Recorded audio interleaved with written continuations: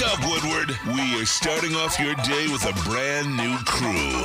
Meet Broder. I can't control my arms sometimes. My limbs are just kind of flying. Detroit Kool-Aid. Fired up! Y'all got Kool-Aid. I'm fired up! But with the Wake Up Woodward crew, he's actually a part of the family. Flannel Sam. Ask me about my wiener. Okay. Along with JB and KG. Wake Up Woodward gets you all of your Detroit sports talk. Every morning, 8 to 10 a.m. Live on Woodward Sports. A show for Detroit, by Detroit, with people from Detroit. Tell Siri to set an alarm. Because it's time to Wake Up Woodward. What up, though, people? Let's go. Welcome to Wake Up Woodward. We appreciate you guys for choosing to kick off your day with the Woo crew. Before I have you tell the people what we're going to be talking about today, you want to tell the people where we are right now, man? It's beautiful out here. We're out here with the president, Neil Rule. Talk to the people, man. Yeah, we're out here at Cherry Creek Golf Club out here in Shelby Township at the Detroit Sports Media Association annual charity golf scramble. We're here benefiting the DSMA charity fund. We're about to have an amazing day out here on the golf course. It's a beautiful Monday. I cannot wait to talk sports. I can't wait to talk more about this outing. They got a history here at the DSMA. Neil Rule is the current president. Terry Foster's here in this house. And a lot of Detroit media legends are going to be coming in and out. I know D-Mac will be out here. It's going to be a fun day, man. I can't wait. And you know who was the previous president? Terry Foster. Terry Foster, the legend. The man. It's pretty cool, man. You know what? Woodward Sports have a hand in some of the media world out there. It's pretty cool. We got some legends amongst us. And it's awesome to be able to learn from guys like Neil and Terry. Yes, absolutely. This fund for the DSMA charity fund, it was established, or this was all started back in 1955. They initially had a goal to create a modest scholarship fund for one student who, couldn't afford to further his education otherwise. And they did this. The first recipient was Charles Gamble, I believe back in 1955 or around that time. But since then, the DSMA, they've generated more than $500K in gross revenues for scholarships, broadcasting program grants, and charitable contributions to meaningful causes like the Michigan Athletes with Disabilities Hall of Fame, Gleaners Food Bank, Set Sail for Autism, and the Detroit Lions Academy. They do great things. This is just another one of the amazing things that the DSMA, the Detroit Sports Media Association, does. Again, their annual charity golf scramble, hosted by the DSMA. Neil Rule, president. I see you, Neil. Hey, the president, wherever he is, we salute thee, Neil. Yes. I saw him when I was walking in, man. He looks like a president, too. He does. Just the way he carries himself, man. He does. It's kind of the elite of the elite. Yes, That's it's Neil great. Rule. It's great. There's so many great people coming in and out. I know they're going to start, I think, in the next 30, 45 minutes. It's going to be a beautiful Monday. And you know what? I can't wait to talk sports. There's something about this weekend. I don't know if it was July 4th sandwiched in there last Thursday. Yeah. I feel like we haven't talked in a while. I feel like a lot has happened, but I don't know. Pistons did some things. Tigers did some things. But you want to introduce our awesome crew helping us put this show on? Hey, you know what? First and foremost, chat family, as always, you guys are the most important part of this Wake Up Woodward show. Go ahead and satisfy that like button for the crew. But we got that dude, Justin. He's back with the Woo crew, back from vacation. Still working hard. Shout out to that dude, Justin, in the building. We also got JB Smooth back. He was out Friday, but he's back with the Wake Up Woodward crew.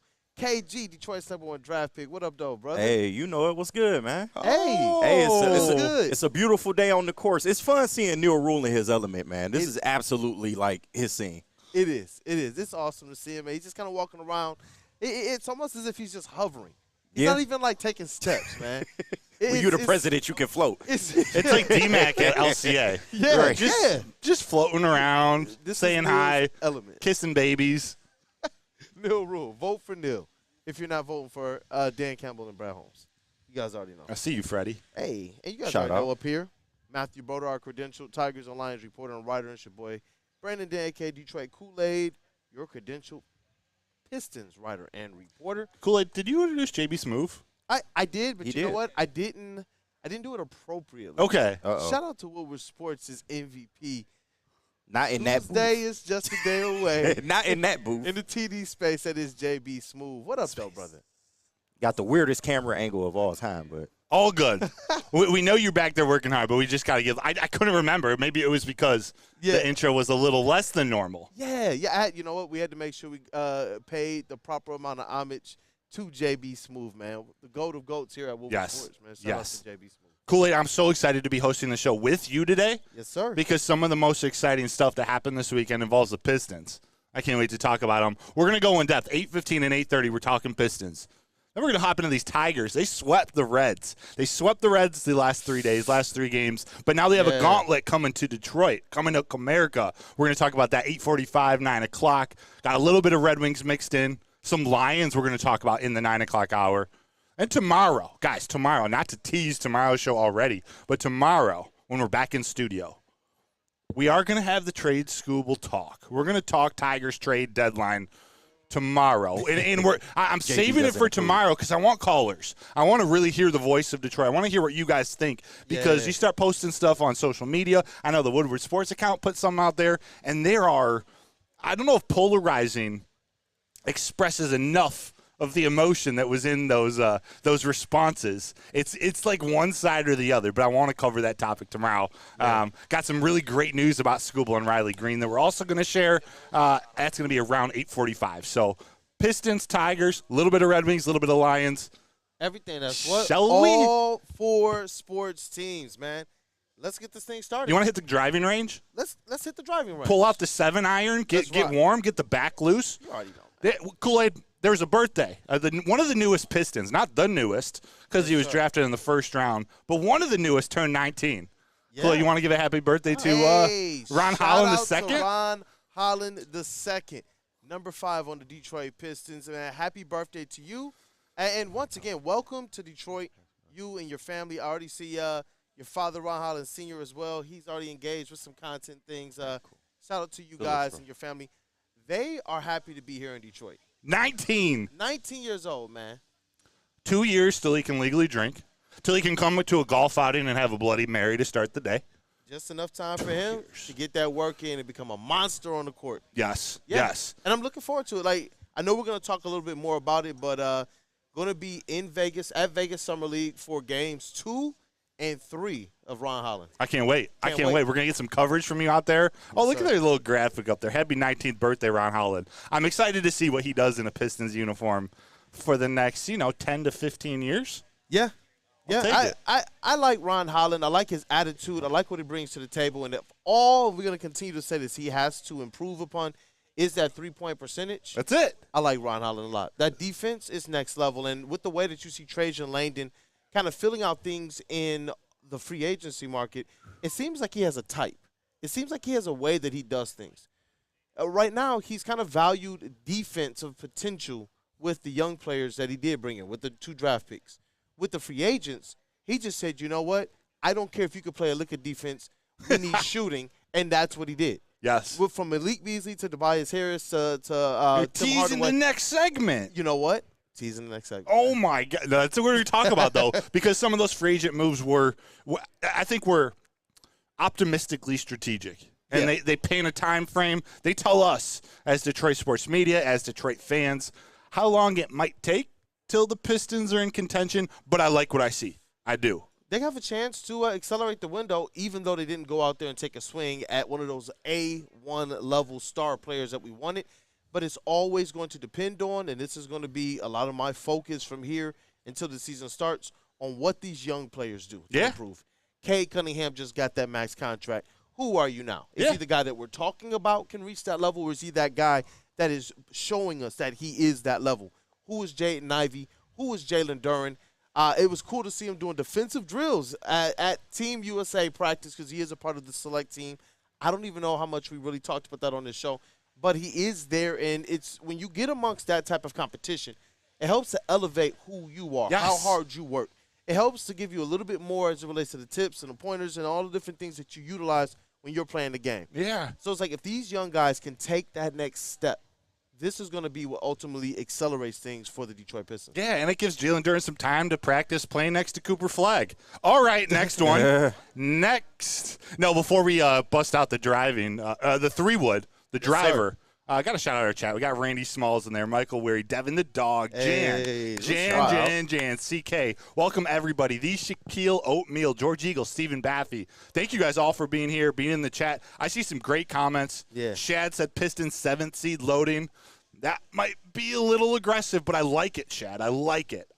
Thank you all for joining us. Again, we're at the Cherry Creek Golf Club out in Shelby Township, Michigan, at the Detroit Sports Media Association annual charity golf scramble. Did you guys read? So I put in our show prep, and it blew me away when I saw this, an article that interviewed Darko Milicic, number 2 overall pick in the 2003 NBA draft. Did you guys hear what he had to say? It's okay if you didn't. I'll share. But did you hear the comments he made about not expecting to be drafted this early, not expecting to go number 2? Neither did we. Yeah, seriously. I think, who was it? Will Robinson, legendary Pistons scout. Maybe he was the only person who thought he should have gone number 2. But let me read a little excerpt of this article. It's on Athlon Sports. But basically, Darko Milicic said, I didn't expect to go that high because I couldn't even make it up and down the court during my workouts. Like, they were carrying me. There is an actual quote here. So it says, Milicic was praised by legendary Pistons scout Will Robinson, but was so out of shape he struggled with breathing and didn't think he would get drafted, let alone be among the top 3 picks in the entire draft. He said, Milicic said, I suffered. I couldn't breathe. It was chaos. I remember that workout. They carried me. I couldn't breathe after dribbling through 2 half courts. I thought, look, these guys, no, they won't take me. They won't draft me. Thanks for making me feel better about that pick now. This is all I can do is just shake my head. It's like, Bro. what? All the scouts during that time were saying that Darko Milicic was the clear number 2 prospect, which is wild in my mind. What were people looking at, or was this just, let's just set up the Detroit Pistons for a fail? I don't understand this. It's smartest guy in the room syndrome. Everything that Darko was saying, everything that the players are saying, everybody else that was close to the situation, except for Joe Dumars and a few of his personnel and scouts, are saying that this guy shouldn't have been the pick, and it was clear. Even Darko was like, yeah, I put out there on the footage, on the tape, in the practice for the scouts that I should not be the pick. What about – I haven't heard one thing since 2003 that points to, that right, he was the right pick. That's what I'm saying. All we have that would say or suggest that he was the right pick was everything before the draft. Yeah. All of the different news reports and such, and it was just weird. Like, people showing us, like, oh, you know what, he was this kind of unicorn type of a big man who could do everything before we saw a lot of those players. Now we see that. Now that's kind of the prerequisite to be a big man in today's NBA. But then they were able to advertise a certain amount of things, and you already know that Joe Dumars had a type. When you look at some of the other guys that he did bring in, like Jellicoe Rebraca, Mehmet Okor, so he didn't completely strike out, but to miss on Darko Milicic that badly, man, that badly, and everybody now, all the media and all the scouts now looking around like, oops, the Pistons did that all on their own. It's like, bro, that cost them, in my opinion, at least 1, maybe 2 more championships. Yeah. Did I tell you guys about that paper I wrote in college about Tayshaun Prince, his playoff run that year prior? Set the Pistons franchise back, like, what did I say in the art? 12, 13 years? It was a thing. It's crazy. They went to, you know the story. They drafted Darko. You got Carmelo D. Wade, Chris Bosh, and a bunch of legends coming up. Any one of those players, bro. I can't even. But those were the old days. We got the new Pistons coming up. You talked about Joe Dumars' type. Well, Trajan Langdon has a type also. We're going to talk about that when we come back because he made some signings, what some call a sharpshooter, which is that's the phrase I wanted to hear with the free agent signing. We're here at the Cherry Creek Golf Club out here in Shelby Township, Michigan, at the DSMA, the Detroit Sports Media Association annual charity golf scramble. We'll be right back talking Pistons out of the break. Thank you.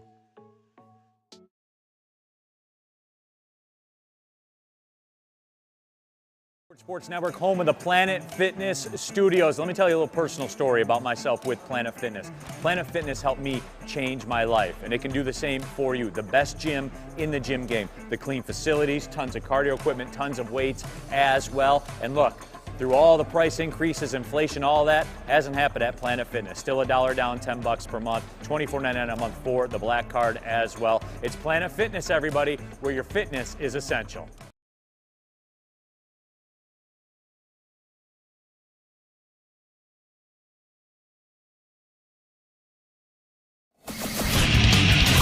Get a shot up. This is for the win. All of Detroit's sports teams live on Woodward.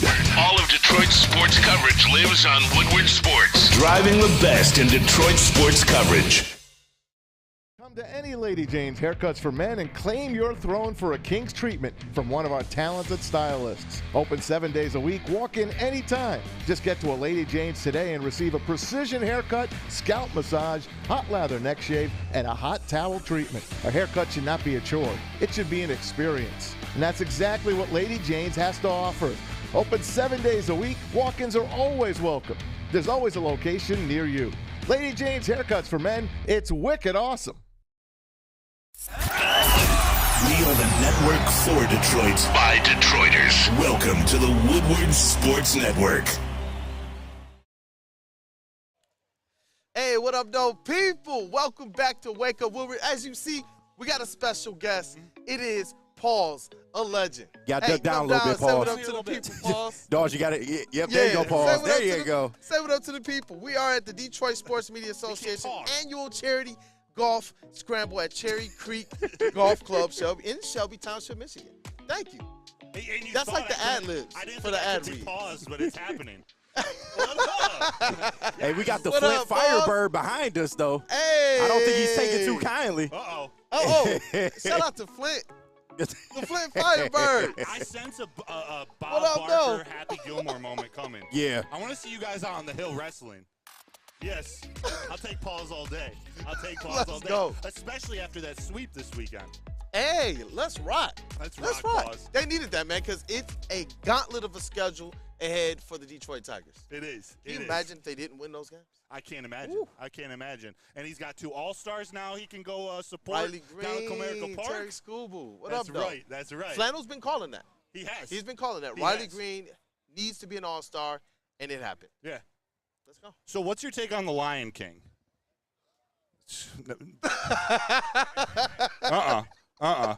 Tigers are about 2 years out. Onward. Pause. You are the man. Thank you so much for stopping by. Let's go. Let's go. Pause. Legendary.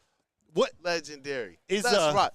Be I know careful that through the woods here, by the way. And I know that they're doing like a putting competition, I think so. something like that. Yo, look, my money's on Paul's, though. You think he's a putter?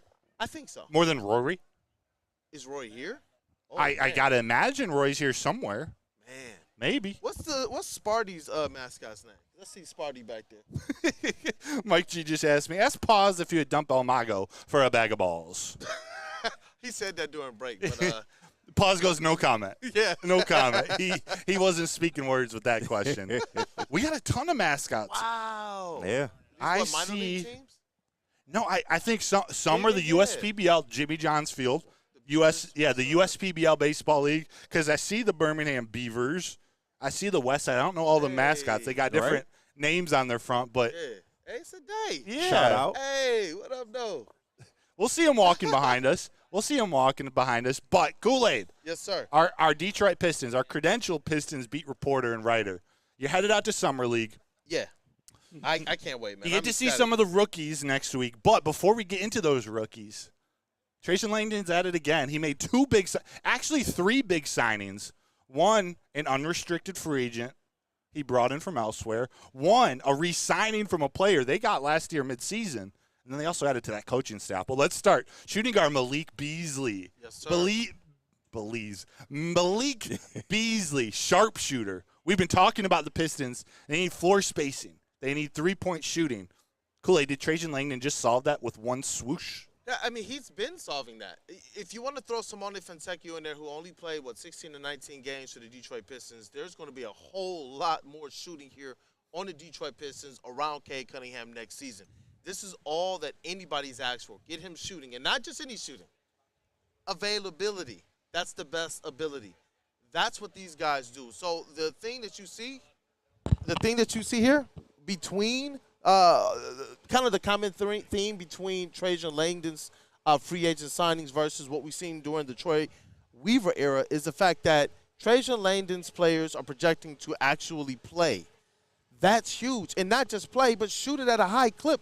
All of these guys are at 40% plus from behind the arc on high volumes. I think Tobias Harris might be the one that's shooting like 3 or 4 threes per game, so not the highest of volumes, but he's still shooting 40%. And when he does start to get busy, he's one of those rhythm shooters that when he wants to shoot 7 or 8 threes, he's going to hit at a high clip as well. He's not one of those guys whose percentages really start to tail off. And so, yeah, Trajan Langdon went, and we talked about it before the break, and really prioritized getting veteran offense here. I think it's easier to teach up these young guys the type of offense you want them to fit versus being able to teach some of the other skills and traits and intrinsic abilities that they do have. But, yeah, Trajan Langdon, by far, he's improved this team. He's improved the shooting.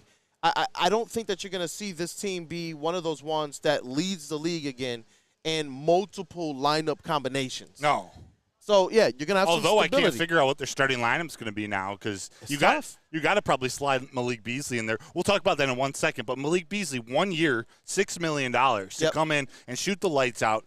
The availability, the possibility, we can deal him at the deadline to a contender. But nonetheless, he's a guy they needed anyway to come in, not just support or work alongside Tim Hardaway Jr., but to actually get some of these younger guys help out some of the younger guards, but also help out Cade on the floor where when they start to double Cade, he has a sharpshooter, a 41.3% volume sharpshooter from 3 with a little wiggle. After he makes a 3, he's got the little shimmy. Got a little bit of that shimmy, man. Kind of underrated was a little swagger. Yeah, I hate Antoine Walker. But Not he a had fan the of swagger, that man, bro. But he's got that swagger. And I don't know if this is something we need to spend a lot of time on or it hasn't been talked about much, but it seemed like the Pistons weren't really having fun last year. Like, there was no swagger. Not that you can really have too much swagger. It was 14 wins, but Malik Beasley brings a little attitude. And you know what? It's a little attitude not just to the team we had last year, but to a team that is looking very much improved. I like Malik Beasley a lot. And it's really because of the number one thing that he does, and that is shoot. But this squad, you're right. For a young squad that's seeking an identity, you do need some players that carry a little bit of an edge. Tobias Harris carries a little bit of an edge. For some of the knocks that I hear against Tobias Harris, when you see him play, that man finishes a lot of plays with mean mugging at the end of it. Tobias Harris be out there talking trash to people too. Like, he has an edge, and you need it from a player who can go out there at any time and drop 25 on your head. It's different last year when you got a lot of these young players where Cade Cunningham was the only young player for a long time that could consistently say anything. Then all of a sudden, somebody from Tech will get here, and I hear him chirping. Why? Well, because he can drop 20 on your head at any given moment. That's what I'm saying. So when you're adding players like Tim Hardaway Jr., who is going to bring a little bit of razz and pizzazz after he makes some shots, when he's playing defense, he's going to be talking to you. And Malik Beasley, who you talked about doing the shimmies and all of that. Yes, you need these types of identities on your team as long as these players are producing. Dante 151, Broder, and he's a free agent from the Bucks. Yeah, he's used to winning. Yep. Yeah. He's used to winning. Did he? All these players. Did he play for Bickerstaff at any point in his career? Because Bickerstaff was with Milwaukee at some point, right? Maybe that was way back when. Yeah. But all these players are used to winning. I mean, Tim Hardaway Jr., regardless of what people want to say about his finals performance or not, he was there. He got that experience, and he was the number 3 leading scorer on the team that got to the finals. You got Tobias Harris, who's been playing on a lot of winning teams, except for when he got to the Pistons. Yeah. But you know what I mean? Even that team made the playoffs. So these guys are bringing a lot of experience. They're bringing a lot of players to the squad that know how to get it done in high-pressure situations, which bodes well during a regular season in which most good teams, you can take it a little easy during the regular season. But for these Pistons, that's not something they have the luxury of doing. So to have players that understand the different levels and how tough and how hard you have to play to really get a win in this NBA, these guys are going to have to be the ones that go out there every single night. If the Pistons are talking about competing every night, now you got players that understand what that actually means. Yes. And there's veterans that can go to these kids, go to these young men and say, hey, a little bit of effort during the regular season will get you 5-10 more wins. Because us veterans, us old men, we chill. We hang out during the regular season. We give it 70% load management. That's for us. That's for us. So just give a little effort. You guys should win 20 games, and then let's go from here. The double whammy this weekend to just add to this Malik Beasley signing is bringing back Simone Fontecchio. 2 years, $16 million. He played with the Pistons for 16 games last year. Shot over 42%. Let's go. Almost 43% from 3. Simone Fontecchio is one of those young guys I'm really excited about. Kool-Aid, tell me about this fit. Simone Fontecchio. And you know what? I'm still waiting to get all of the details about his signing because we talked about the Pistons having the ability to use their exceptions without using their cap space. So if that's the case, they're saying that they believe Simone Fontecchio might have been signed using a 2-year, $8 million a year, $16 million total exception, which would be amazing. What's that mean? That means that the Detroit Pistons didn't have to use their actual cap space to sign him, and that still keeps them in position to go out there and make other moves to be able to acquire even more draft picks. So, yeah, and then when you're talking about Simone Fontecchio, when you're taking a 2-year bet on the Detroit Pistons like this as a young player who probably could have gotten a little bit more on the open market, just a little bit more on the open market, it shows that maybe they do believe in what's happening right now with this Detroit Pistons team. Simone Fontecchio talked about the fact that when he first got to Detroit, regardless of everything that was going on around here with all the losing, he said that being here with these young players was much different than what it looked like from the outside. He said Cade Cunningham was the first player that he's ever played with in his 3 years in the NBA that ever asked him, hey, where's your pocket? In terms of where do you want me to pass it to you? Hey, how do you like to move? What's your type of game? He said that Cade was the first player that came to him and asked him that because all these other players, they treat him like he's insignificant. And why would you? It was Simone Fontecchio. Fontecchio. It was Simone, but now all of a sudden he's proven himself. So, yeah, I like Simone Fontecchio. He wants to be here. He's taking a bet on Detroit. He's taking a bet on himself as well. If he does what we know he can do, it's going to look like a bargain these 2 years, but it's going to take a bag to bring him back. Maybe he's the guy that takes over for Tobias Harris full time. Yeah.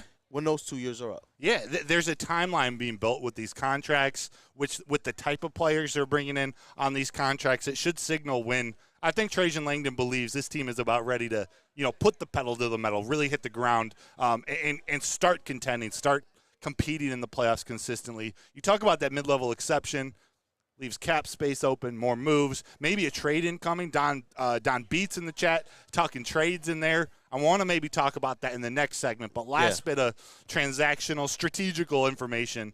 Sidney Lowe. JB Bickerstaff. Familiar name. A familiar name adds a veteran coach, another veteran coach to his coaching staff. And before we talk about Sidney Lowe, we see this happening across the other Detroit sports teams, and I'm thinking Lions in particular, bringing in trusted veteran, trusted minds that not only can help with the current team, but that young kids also can relate to and look up to, believe in what they're saying in their mentorship. I think this is a big hiring. Another bit of credibility on the bench next to JB Bickerstaff. Excuse me. It is, and you know what? It's a name that is also connected to former Detroit Pistons coach and current front office personnel, Dwayne Casey. Sidney Lowe was previously on Dwayne Casey's staff. And it was always kind of great remarks. Whenever you hear people talk about Lowe, it was always good things coming from the players. The one thing that I do like is that the Detroit Pistons have the opportunity now to go and kind of take the best of all of the different basketball minds they've had in this front office and within the coaching staff and say, you know what, okay, this is the formula. And you should, after 15 years of trial and error, you should understand what works by now. And one of the things that the players really talked about, and other players as well, they talk about that Dwayne Casey coaching tree and how kind of attention to detail oriented they were, not just to these people in their games, but to them as human beings.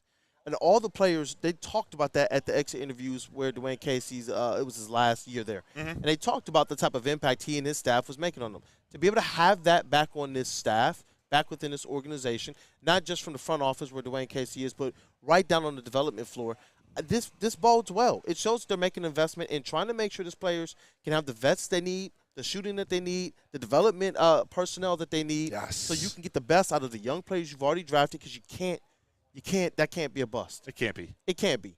And you get the best out of players like Cade Cunningham as well. Yeah, what good is going the youth movement? With any of our four sports teams, what good is going the youth movement if you don't have the right coaches, the right developers in place to get them to the next level? It's part of what John Beilein versus Juwan Howard. Exactly. It's part of what the Tigers are going to ride or die. And can they develop their young guys unlike past regimes or not? It's all to be determined. But I want to talk to you about some of these free agents still available in a game of snatch or scratch since we're out here on a golf course. Some interesting names, man. We got to get KG in on that one, too. We got to. And I'm going to tell you about Planet Fitness here in a minute, but we're out at the Cherry Creek Golf Club out here in Shelby Township, Michigan for the Detroit Sports Media annual charity golf scramble. Again, I'll remind you, since they started in 1955, raised over $500K in gross profits for revenue for scholarships, broadcasting program grants, charitable contributions for meaningful causes like the Michigan Athletes with Disabilities Hall of Fame, the Gleaners Food Bank, Set Sail for Autism, and the Detroit Lions Academy. I'm looking at the president of the DSMA, Neil Rule, right in front of me here.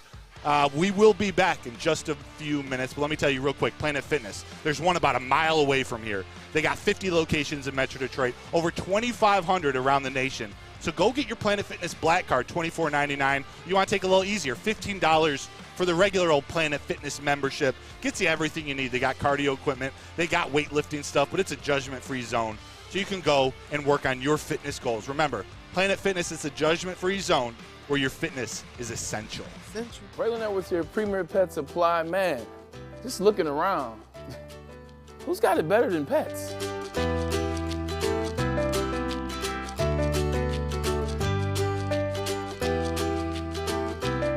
Come on, a baby stroller for Coda?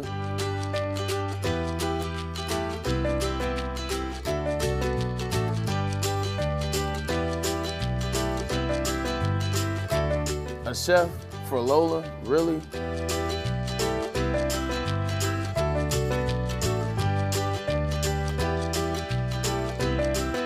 You don't have to tell me who the real boss here is. Who's got it better than pets? Nobody, especially here at Premier Pet Supply. For over 30 years and more than 13 locations, Premier Pet Supply has everything that your pet can dream of, and guess what? It's all under one roof. Premier Pet Supply, family owned, operated, and proud to call Metro Detroit home. Check out premierpetsupply.com or scan the QR code today. Who's got it better than pets? Nobody! The most talked about Detroit media by other Detroit media, and we love it. It's the Woodward Sports Network. So just to get the heated steering wheel, I also had the spring for the bigger rims. Yeah, that's how they get you. Those upgrades will cost you an arm and a leg every time. Hey, new car crew, how'd it go this weekend? I got a great deal on mine. How? I went to Randy Wise, not those other guys. They got me in a great new ride, and they didn't break my budget. Hey, could you pass me the sugar? How? Never mind. He made the wise choice. Yep. Make the wise choice at RandyWiseBuickGMC.com. Hey, look, we got all of the mascots here, man. Hoopers just showed up. Tigers are here, man. We got Paws in the building. Listen, and you know where we go to get them the best? Premier Pet Supplies, hands down, Michigan's best pet store. They offer you all of the conveniences of the online and the big box retailers with one major difference. They've been family and locally owned for over 30-plus years, over 60 brands of food with nutrition experts to help you. Same day, local curbside, and home delivery.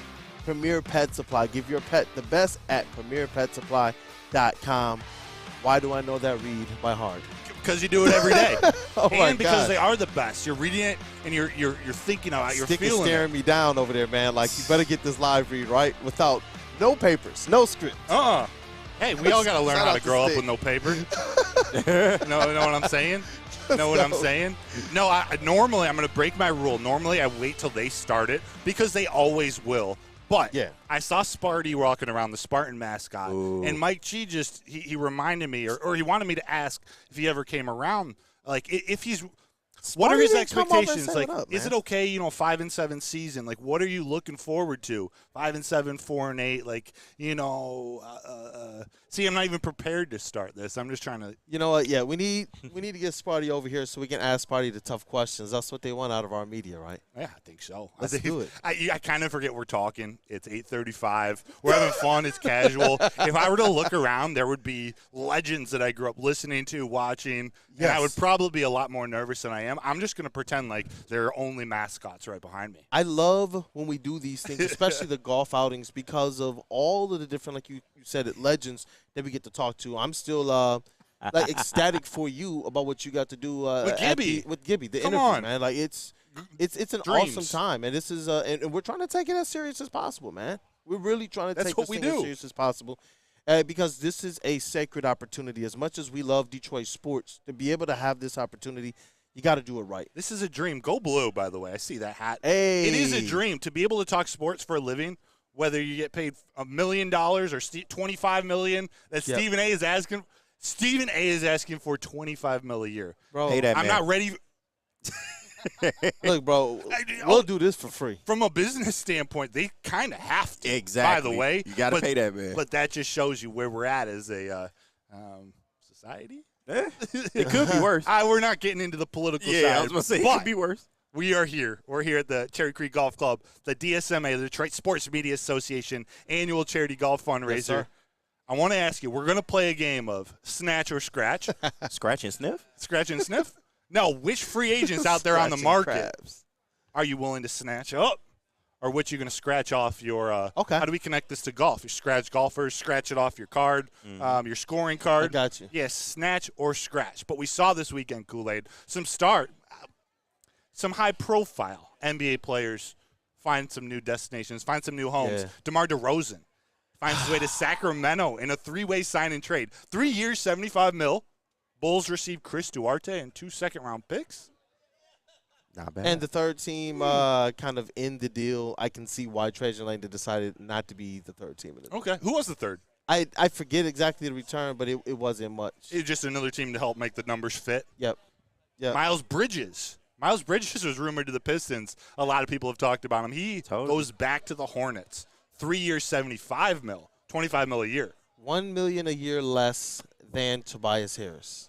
I thought that was interesting. Interesting. It was, but for him, hey, shout out to D-Mac, man. The legend is in the building. Shout out to Darren McCarty. D-Mac. But I thought it was interesting that it was only Charlotte. With as much talent as we know Miles Bridges has, we didn't hear any buzz about anybody looking into him. I think we heard a little bit of maybe the Lakers, but don't the Lakers look at everybody? Yeah, right. So it's like I didn't hear anything about this guy going anywhere. The Charlotte Hornets, they brought him back on what could be considered a deal. Yeah, Caleb Martin to the 76ers on a 4-year, $32 million deal. Not the highest profile player, but I put this in here because you hear from the Miami Heat. He turned down a 5-year, $65 million extension. Wow. He bet on himself, and it did not work.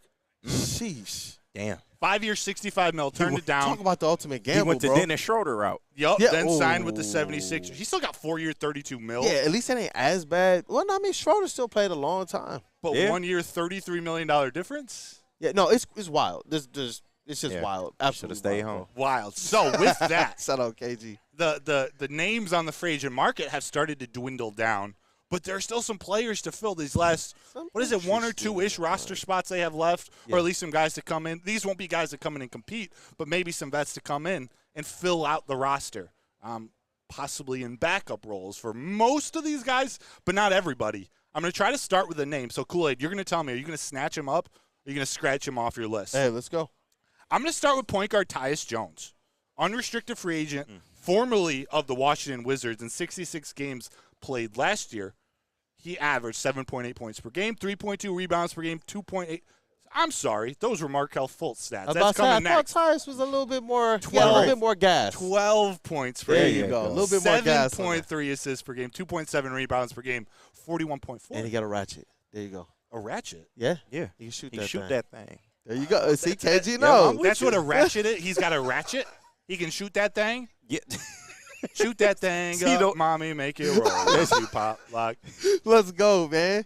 Are you bringing in Tyus Studio Jones? show at the golf course, but Tyus Jones, how can you say no? I think when you talk about what are the areas of improvement for the Detroit Pistons, number one is just I need a paint protector now. You brought in some shooters. Number two, though, I've been thinking about this point guard role, either backup or next to Cade Cunningham. I don't think that you go bad by bringing in a guy like a Tyus Jones. There's another point guard on the list, though, that intrigues me a little bit more for some other reasons, but I'm not against a Tyus Jones. So for now, you're snatching him up. I'm snatching. I'm trying to guess which one you're talking about. Is it older or younger? I can't tell you that. I got one younger, two older. I can't tell you. All right, I'll go old. Kyle Lowry. Unrestricted free agent, formerly of the Heat and the 76ers. That's Kyle Lowry. You know what? It's Kyle Lowry. I'm going to give my comments, but I feel like just based off the initial, we're going to have to get KG's comments as well. KG, talk to us. Yeah, you go first, and then I'll give my comments. You said, what is it, scratch or what? Snatch? Snatch or scratch? Scratch or crab. Scratch it out, man. Definitely scratch that one out. And that's no offense to Kyle Lowry, the person. I'm sure he's a great person. But just on the court, he doesn't really have it anymore. He can't really shoot that well. He's getting blown by a lot of players. So I just would stay away from that at this point.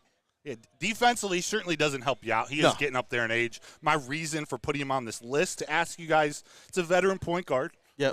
You don't really have to – he might not be what he used to be, but he's not a guy you have to worry about. He can come in, take some pressure off Cade, although likely in a backup role, but help out whoever is that, whether it's Cade or a starting point guard next to him, just take some pressure off. But did you get an answer? I was going to say this would be perfect if it was a situation where you could get some type of draft capital for acquiring him. But this is a situation where you're going out there and you're signing him, which makes it puts a little bit of a damper on Kyle Lowry. But there are some intrinsic things that, as much as people will say no for some of the things he does or doesn't do on the court, for who he is as a vet who's seen it all, done it all, and one of those guys who's gone from not much expected to a guy who everybody was like, yo, he's one of the best in the league. Yeah. I like Kyle Lowry.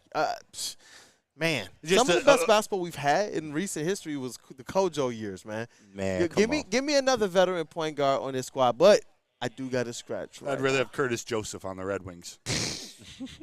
How about another point guard? Last point guard I'll throw at you. Not a veteran. Yep. Still, although it feels like he's been in the league for multiple decades. Still a project. Still a developmental piece. Markelle Fultz. Oh. One of the odd men out in Orlando. Unrestricted free agent, formerly of the Magic, in 43 games played last year. 7.8 points per game, 3.2 rebounds, 2.8 assists. 22% three-point shooter. So he's not a shooter. He's not a three-point shooter. If this was 5 years ago where you're taking a flyer on potential, then I'd take a chance on Markelle Fultz.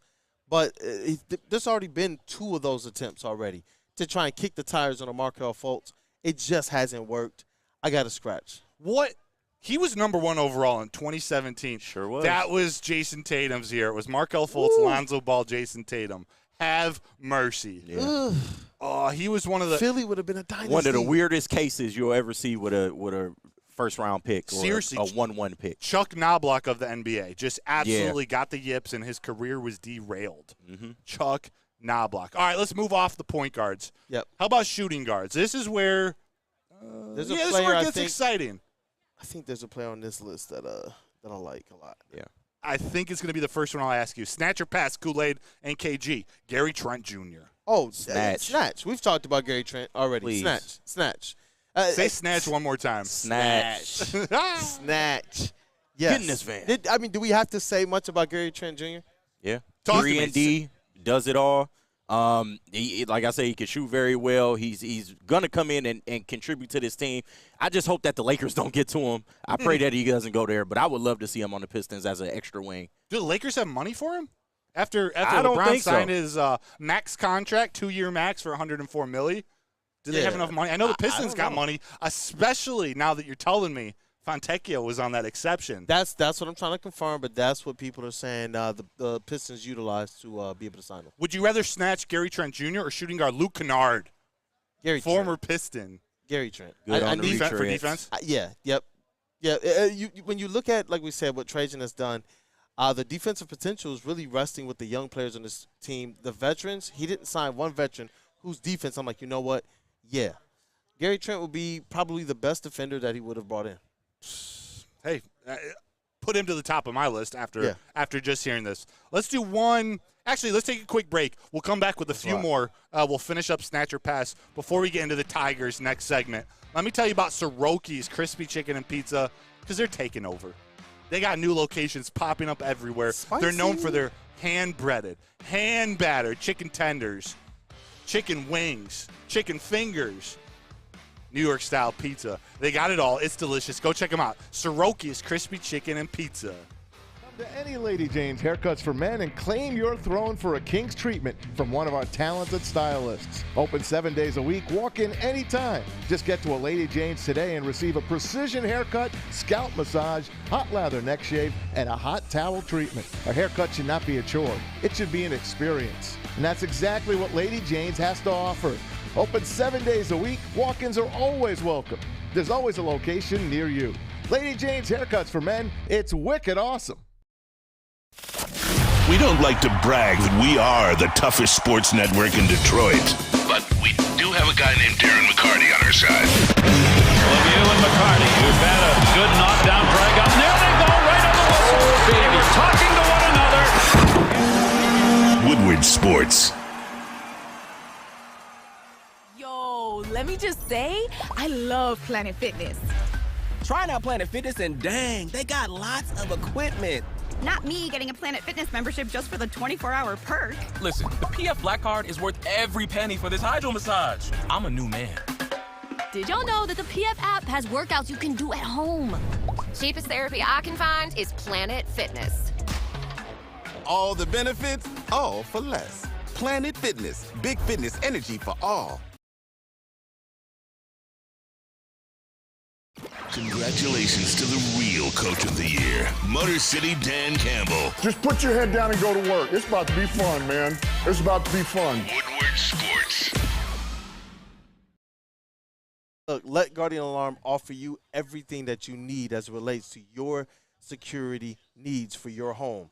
They've been doing this for a long time, so you guys already know when you see that yellow and that black sign, you are safe. No questions asked. And if you need somebody to be on the phone with you 24/7, they offering a Guardian team member that'll stay on the phone with you as long as needed. Technology backed by people is a beautiful thing, so you're not stuck in one of those endless loops. You know what I'm saying? Yeah. You know, you can't get Rosie, man. She was like, hey, press number 3 for help. And you keep pressing it, doesn't help. Guardian, you don't have those issues, man. They handle everything for you, man. So listen, all you got to do is call this number right above my head, 1-800-STAY-OUT. Once again, that number is 1-800-STAY-OUT. And what up, though, people? Welcome back to Wake Up Woodward, man. It's been a good start to the morning.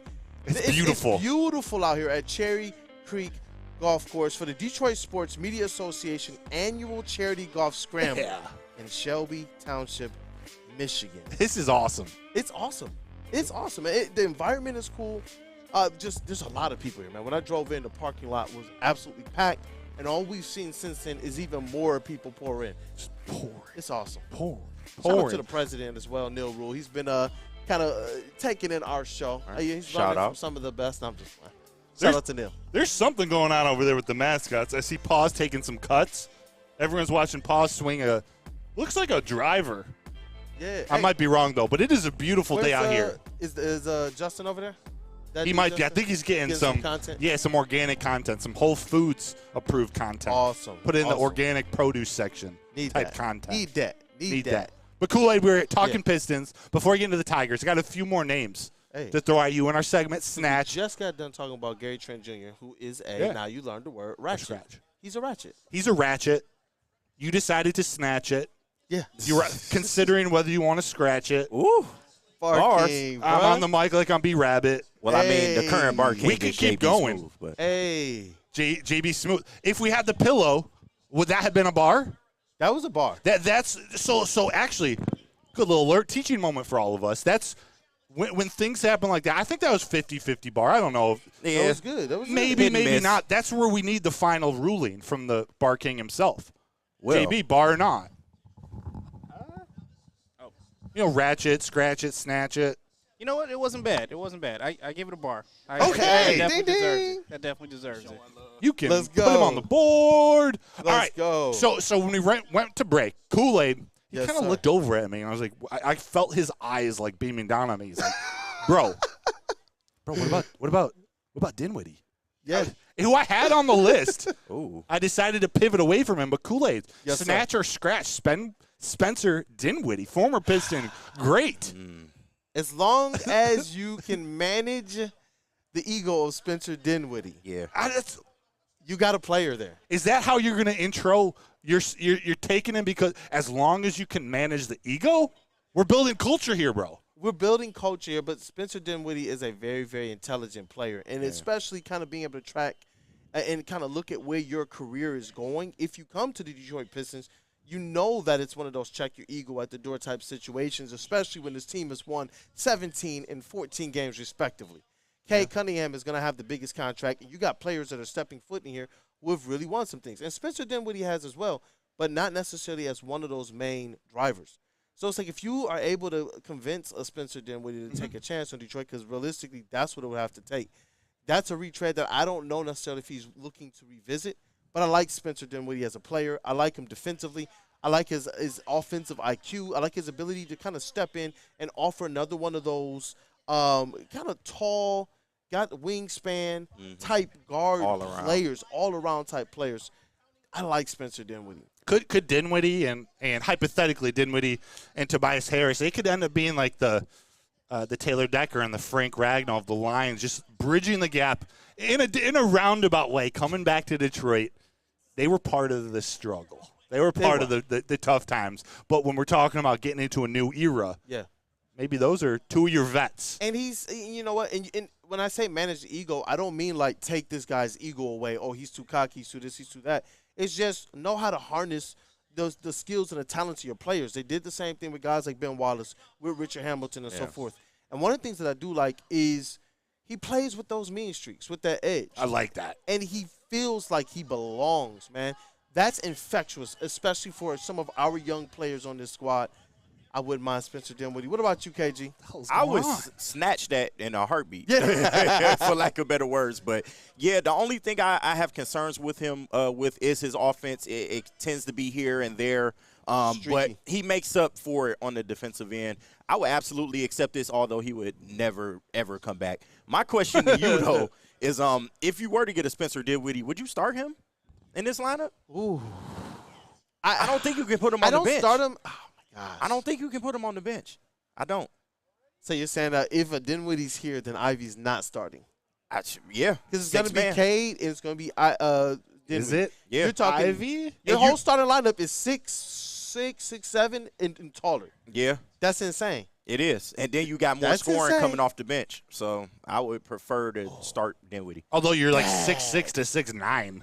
Like, it caps off. It's like Duran is 3 inches taller than your point guard. It's not like it's a monster lineup, but it is tall from point guard to center. That's the only thing missing from this list, and that's because it's becoming something very, very scarce to have a big man that can actually paint protect. It seems to be like a handful of those types of players, and they're just not available unless you want to go out there and pay a fortune. JaVale McGee, come on home. Come on. Every day that passes, I'm more and more on the JaVale McGee train. Preach. Why not? Tell me why not. Shackton a fool. Yeah. JaVale McGee, bring him home. Speaking of, what about Patrick Beverly? This is actually the last point guard on the list. Was that a really quick scratch? That's a really quick one. That's not the identity I want to hear necessarily. No. There was a time when I did, but it's been deflated. That dog. Yeah. Nah, he's not that dog. He could bring some podcasting to Detroit. Look, bro, there's some dogs that can scratch up your ankles. They can draw a little bit of blood, and that's just the most they do. That is Patrick Beverly. Who's the dude he podcasts with? The little white guy? I guess he's kind of tall. I know I'm on a microphone here. We do not have goals. his name. Hashtag goals. All right, last two. Yeah, I want to know what the chat thinks too, man. Patrick Beverly, man. Yeah, Snatch actually, what or do they scratch? say? I got a glare on my screen, so I'm going to hold this a little. Have you heard his podcast? If not, he's not coming here. He's not a big fan of Detroit. Is he on the Austin Reeves game plan? No, I was just asking. Have you subscribed to his podcast? Oh, yeah. I don't watch it. I see what you did. If you haven't subscribed to his podcast, there. he's not coming here. So. I see what you did there. When he snapped back at that reporter? Yeah. Yeah. Who's like a well-renowned, respected reporter for ESPN? Yeah, man. Yeah. Sorry, Patty. All right, last two. One's fun, one's real. Maybe they're both real. Yeah. But we'll do the fun one first. It looks like the Atlanta Hawks have moved on from Sadiq Bey. Oh, bring him home. Bring him home. I mean, I'm Sadiq still Bey, hurt. Scratch or snatch? Snatch or scratch? It's the reason why the Detroit Pistons actually passed on Sadiq Bey. You get him here, and what he believes he is not what the market is going to shake out, and that's why they said, you know what, let's get him somewhere else. Let's give him opportunity to prove what he is or isn't. And the Atlanta Hawks, with that opportunity, said, you know what, he just not necessarily he isn't. And the ACL injury doesn't help either. Yeah. The injury, it doesn't help. And it's unfortunate to see because I like Sadiq Bey, man. KG, is it too crowded? Like, kind of seems like we need offense, but is it too crowded now at small forward / power forward? I wouldn't say that. I feel like he would be a good piece coming off the bench, man. He's a shooter. We know that. He's not going to give you a whole lot on the defensive end, but at least he tries. But coming off ACL, like Kool-Aid said, I'm just not sure if he's the guy. But if I had my choice, I would snatch him because I'm still hurt about that trade. So, I feel that. I'm not even against that. It's like at this point in time, I would pass. Just like I believed it was the right decision when they did before. But if you can get him on a good deal, it is Sadiq Bey. He already had like issues with speed, defensive mobility. I'm hoping that this isn't limited even more. It'll be less on him this time around if he were to come back, though. You're right. I would have loved to see Sadiq Bey with Tobias Harris, you know, a couple years ago. Like a veteran like that to actually help him, you know, develop in the league. Maybe play a little bit of defense. KG's exactly right on that. You know, the usage and the responsibility as that goes down, you see efficiency start to rise. And then a player like Sadiq Bey, what a lot of people said when we saw him go to Atlanta is the fact that, hey, look, you put him in a lineup that has some talent, and you get some production out of him. He's able to hit the knockdown, to catch and shoot three. He's able to get into the paint a little bit. He's able to dunk it if you need him to. I like Sadiq Bey. It's just the real unfortunate what happened to him. Bring him home. Real K Collins says Snatch. Bring him home. China Virus says Bey. Bring him home.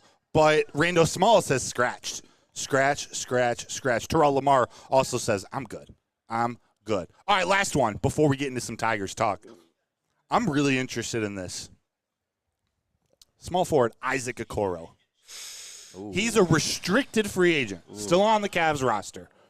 69 games played last year, about 10 points a game, 3 rebounds, 1.9 assists, 39.1% three-point shooting. I don't know what volume, I don't know how many per game, but Isaac Okoro. Do we have his height? I think he's like 6'7", I want to say, 6'7", 6'8", around that. We've instantly gotten into like a log jam on the wing, something that was a huge deficiency, and now it's a strength of the Detroit Pistons. Yeah. How strong, we don't know, and that's where the Isaac Okoro conversation gets very, very intriguing and interesting, especially with the connection to, and I know you've mentioned it a lot, to J.B. Bickerstaff. Yeah. You know, and the comments that J.B. Bickerstaff made about Isaac Okoro and believing that he just needs to be unlocked and that there is some star potential there with this player. If you truly believe that, and you're the coach who believes you can unlock this with him being a restricted free agent, obviously that's going to cost you. I just don't know what that costs the Detroit Pistons. If you could just take, you know, an absolute swing in free agency, unrestricted, you probably have to do that. Yeah. But with restricted free agency, what is it going to cost the Detroit Pistons to take a chance? And then when you're taking that chance, obviously it's going to come from your wing. Which wing are you going to give up or two to be able to take a chance on Isaac Okoro? And it might also take maybe an Isaiah Stewart too. I would like to keep Beef Stew if we could, but gotta keep I mean, he's a very high upside player still. He's very young. I think it would be a good move. It's just I feel like you would have to start him if you go out and trade for a restricted free agent. So I just don't know, man. I don't know if I want him in the starting lineup, but I like him as a player. He's a bit of a two-way player. I like him as a player. How much gamesmanship is involved, if any, in NBA trades like this? Like, is Trajan Langdon thinking anything at all? Let's try to drive the price up on him. Because if they give him an offer and Cleveland really doesn't want to lose him, they got to match whatever the Pistons or any team offers them, correct? Could you be doing that as a future competitor in the Eastern Conference, get him into a bigger deal? It depends on if you have the ability to play those types of games and if you believe that you can help Isaac Okoro become what you need him to be for your team. Yeah.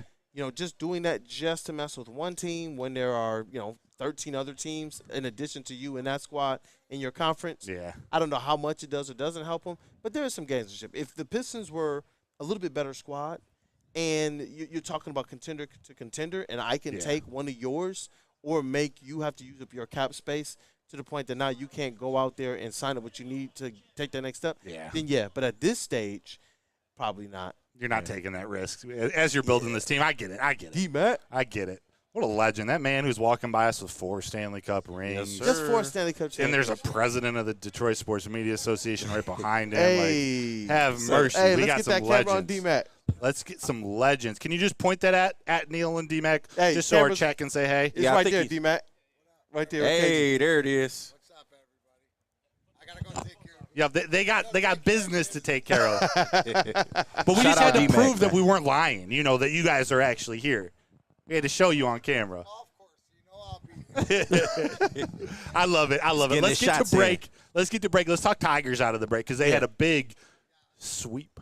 A little sweep against the Cincinnati Reds these last couple days. Let me first tell you about Les Stanford because Kool-Aid, what happens when you run a great business for over 50 years? Hey, tell me. You expand and you offer more products to more people, and that's exactly what Les Stanford did when they had a Les Stanford Buick GMC. They still have the same great service that they offer their customers, that those customers have come to know and trust. They're located on Woodward Avenue, just south of 9 Mile Road, or you can check them out in Dearborn today. It's Les Stanford. Together, let's drive. Stop searching for a vehicle and start finding one. Les Stanford Chevrolet Cadillac makes it easy. We harness the power of multiple dealerships and own the biggest selection of GM brands in the area to get you the car you need. With the Les Stanford Group, you'll have access to 4 different dealerships, providing you with more makes, more models, and more choices. We're connected to more than 1,000 vehicles, and with so many high-quality CPO vehicles available, you'll find new car quality at pre-owned prices. You can start and end your search at lesstanford.com today. The only sports network in Detroit that starts with a W. You know, because we win. Woodward Sports, Detroit's winning sports network. Yo, let me just say, I love Planet Fitness. Trying out Planet Fitness and dang, they got lots of equipment. Not me getting a Planet Fitness membership just for the 24-hour perk. Listen, the PF Black Card is worth every penny for this hydro massage. I'm a new man. Did y'all know that the PF app has workouts you can do at home? Cheapest therapy I can find is Planet Fitness. All the benefits, all for less. Planet Fitness, big fitness energy for all.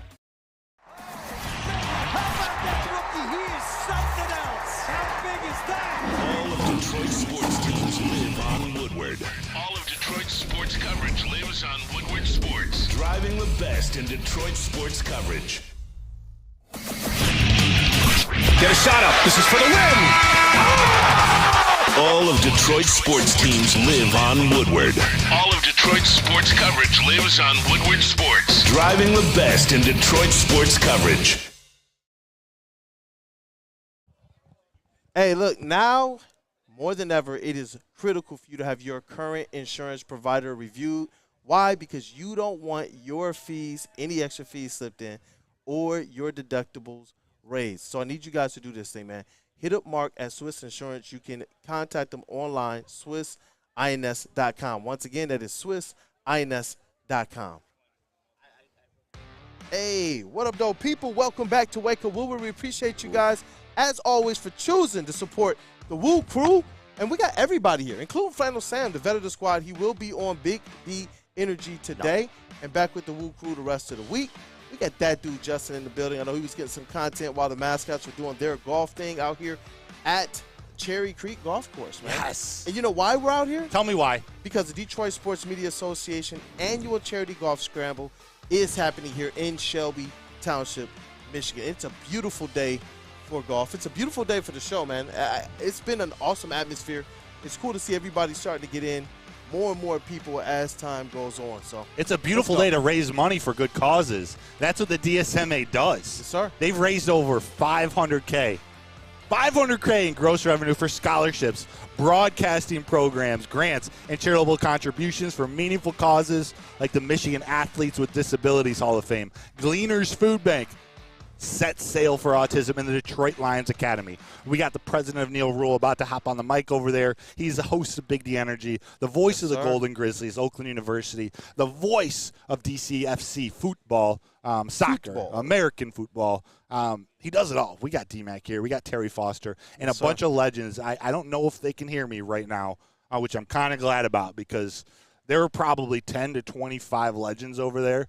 Yeah. That would make my heart pump a little more if I was talking sports in front of them. I love being in these environments. I'm going to continue to echo that. This is year 3.5 for me at Woodward Sports, and each and every time, man, it's been awesome. I know last golf season when we did these, JB Smooth, man, that was my road dog. I learned a lot from JB Smooth about kind of the technical stuff, the setup, the breakdown, and all of that. And JB Smooth was out here getting it in, bro. I'm talking about sometimes by himself. Oh, yeah. Setting up all these events. Flannel, too. Flannel was here. He was the first person here with stick.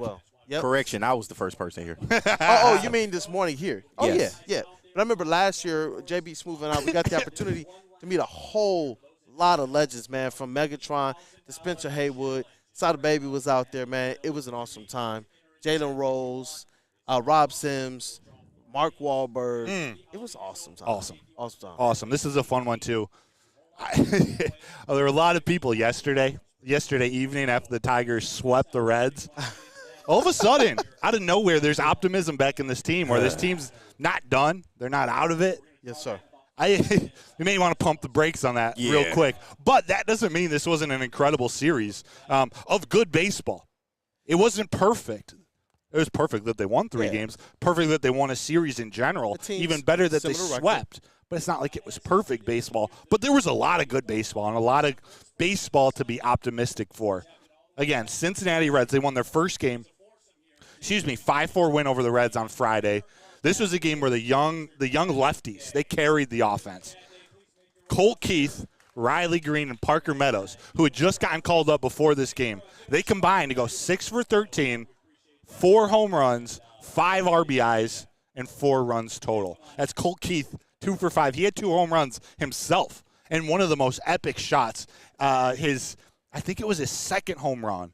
He gave it the Griffey stare, where it was a perfect lefty swing. Oh, yeah. Spenny posted it. It's an awesome. It is aura. A-U-R-A. Yes. Epic.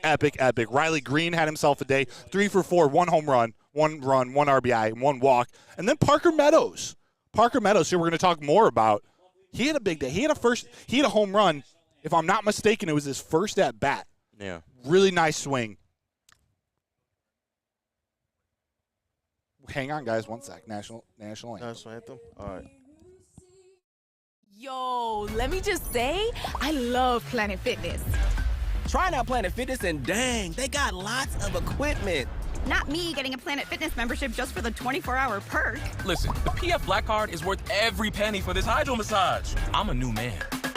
Did y'all know that the PF app has workouts you can do at home? Cheapest therapy I can find is Planet Fitness.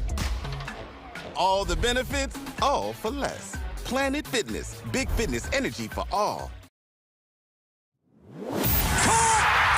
Thank you to the Detroit Lions and Sheila Hamp for the best season in Lions history. Now it's time to let Brad Holmes cook. Woodward Sports. Braylon Edwards here, Premier Pet Supply. Man, just looking around, who's got it better than pets?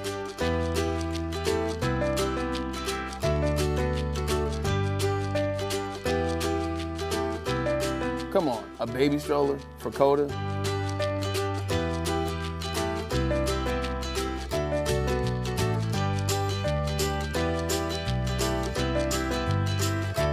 A chef for Lola, really?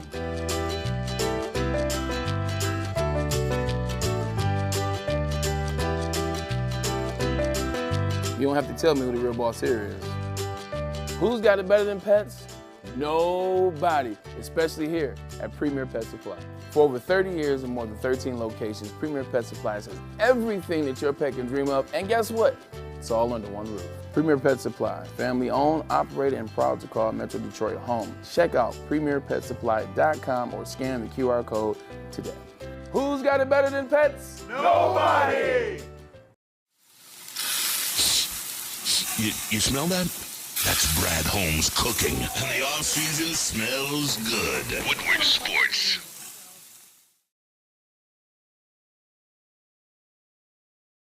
You have an opinion? Make sure it's seen and heard. Corner, jumper, tweet us. Hop on the YouTube chat. Slide in the DMS at Woodward Sports on all social media.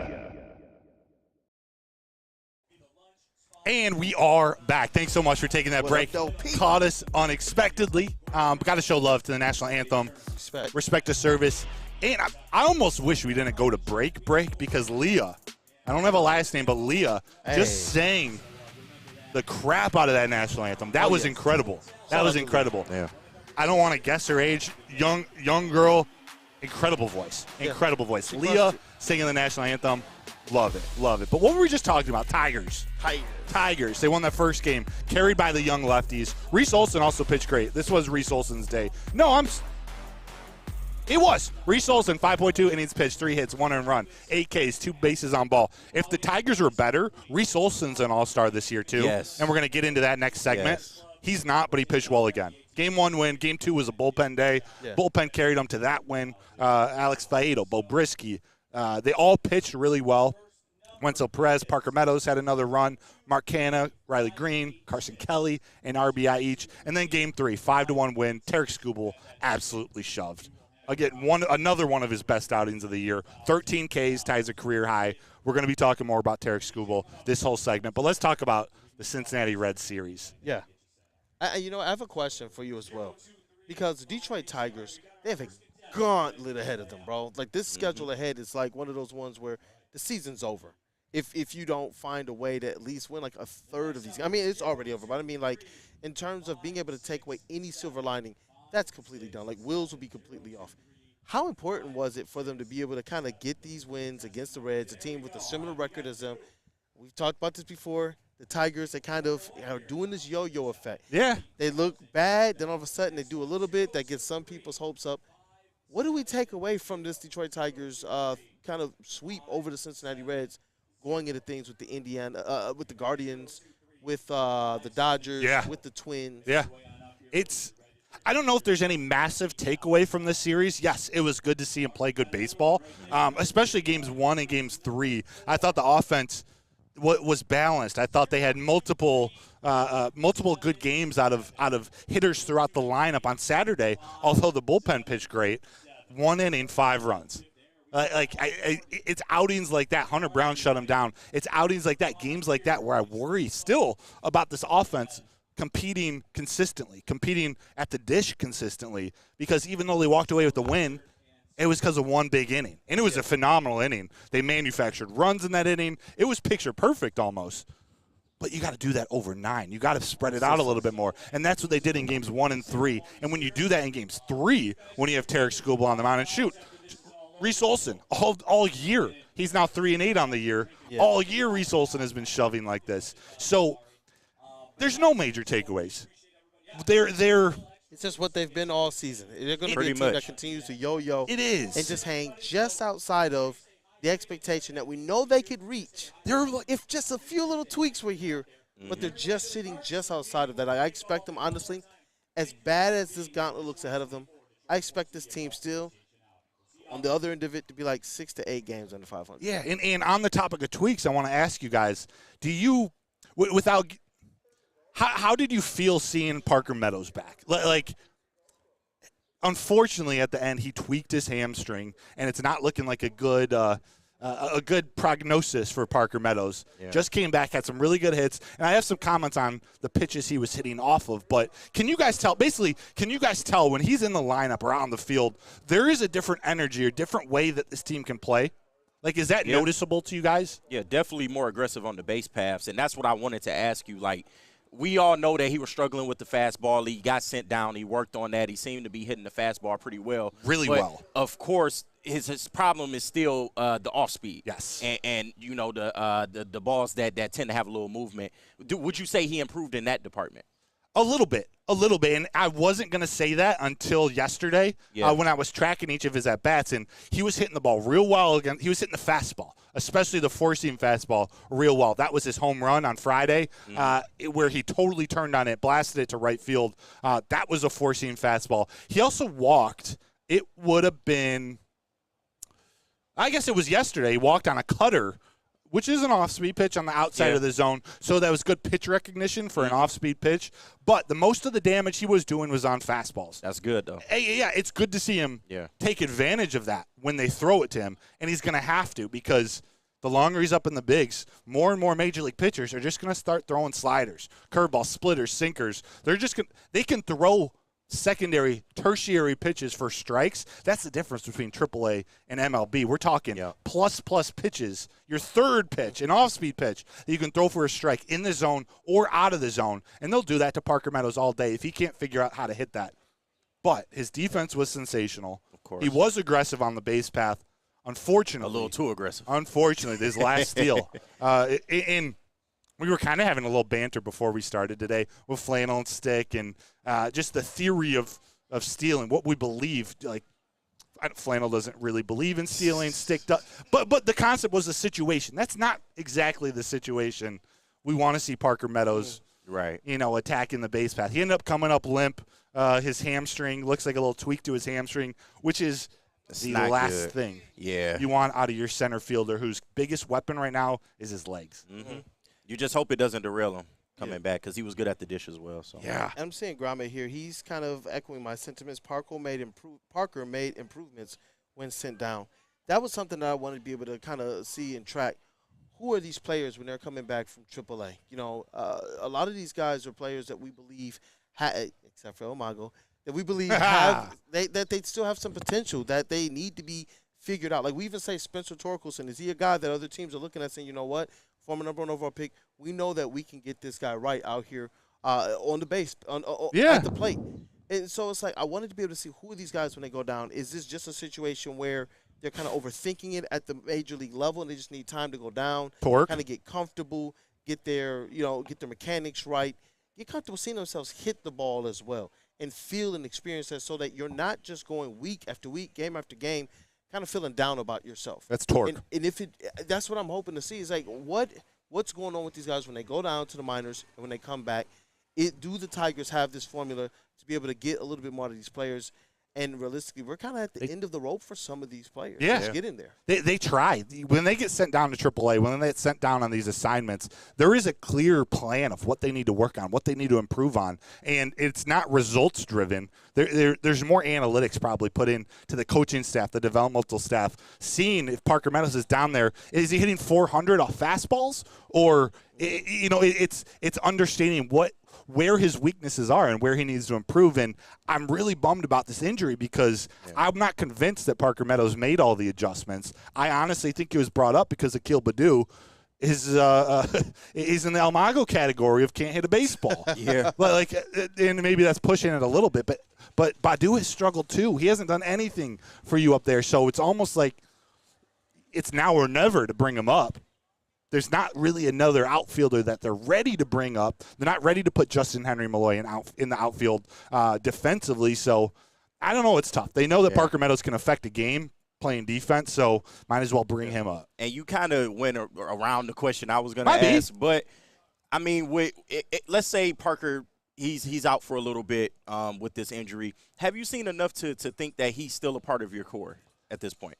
I think it's still up in the air from a Scott Harris perspective, but I really like Parker Meadows, and I think he should be a part of this core. And what leads me to think that Scott Harris will too is because he plays good defense in the outfield. Yeah. And that's one of his core beliefs, Scott Harris, when he's talking about building this team. He wants a team in Comerica Park specifically. This is a huge part of it, to have good starting pitching, good pitching in general, and good outfield defense. Yeah. With that, you got to be able to hit the ball. Exactly. Don't get me wrong. That's the other part of it. Their priority. You have a better chance of playing on the big league team, playing good defense in the outfield and struggling hitting, versus being a crazy hitter and coming up and just being thrown into left field and not being able to play defense. It's a interesting strategy. Yeah.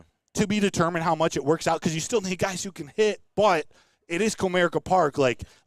They were hitting the ball out of the Great American Ballpark in Cincinnati all weekend, but I want to say 90% of their home runs were probably warning track at Comerica. Absolutely. So that's why they drafted Max Clark versus Wyatt Langford. That's this and that.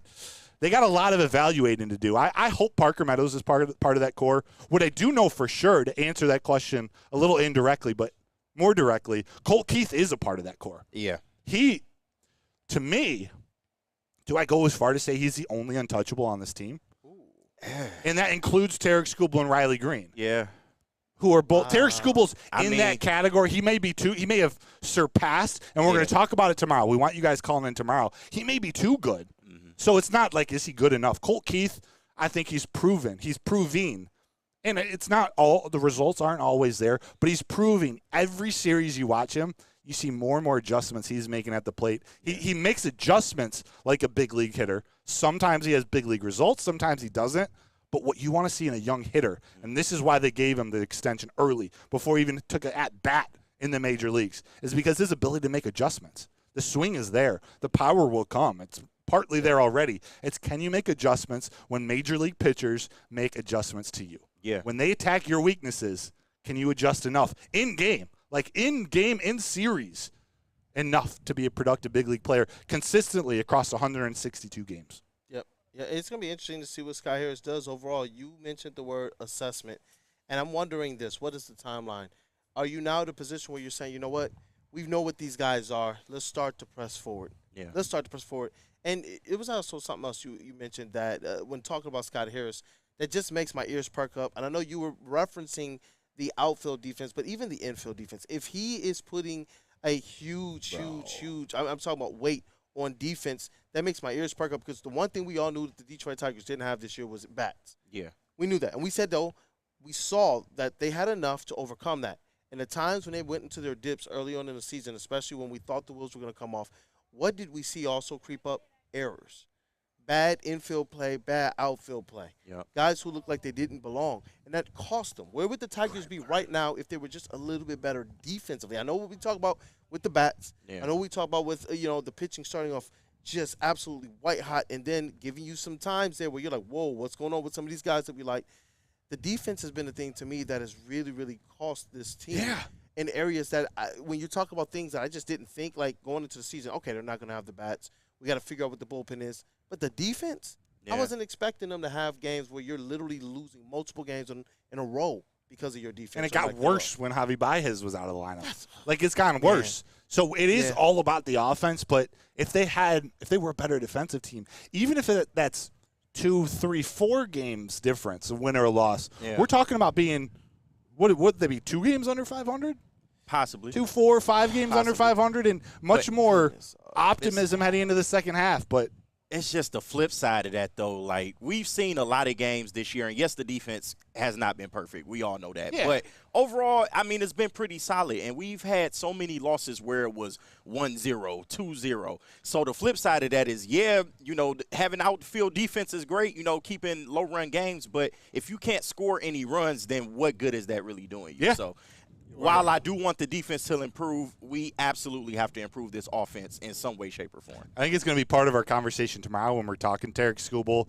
Like, the value of and I hate to say it because I'm a pitcher, the value of a pitcher, a player, 1 of 9 on any given day, but only is out there once every 5 games. Right. What's the value of a pitcher versus going and getting hitters in a trade debate? You need hitting to get you to the playoffs. You need pitching in the playoffs to win series. So there's so many pieces to building a competitive major league team to get to the play. Like this is why baseball is so interesting to me, and I hope I can continue to share that passion. You talk timeline. To me, the timeline is Max Clark. It's his draft year. Not him, but it's his draft year. Yeah. Scott Harris's first fingerprints are when this team really starts. And we see it with all the rebuilding teams in Detroit. What's the one team that's given out more than 2-year contracts? The Lions. The Lions. They're going for it now. They realize they're a Super Bowl contender now. Let's get our guys taken care of. Let's pay Penny. Let's pay Amon-Ra. Let's pay Jared Goff. And let's go for it. Maximize their window. Maximize their window. Scott Harris, Steve Yzerman, and Trajan Langdon. We see a lot of 1- and 2-year contracts. We see veterans. We see guys coming in to bridge the gap while they evaluate these young guys. It's no coincidence that the 2 guys playing in the futures game for the Tigers, Max Clark and Kevin McGonigal. He's not, but he's part of the future. It's Lee. There's a second baseman.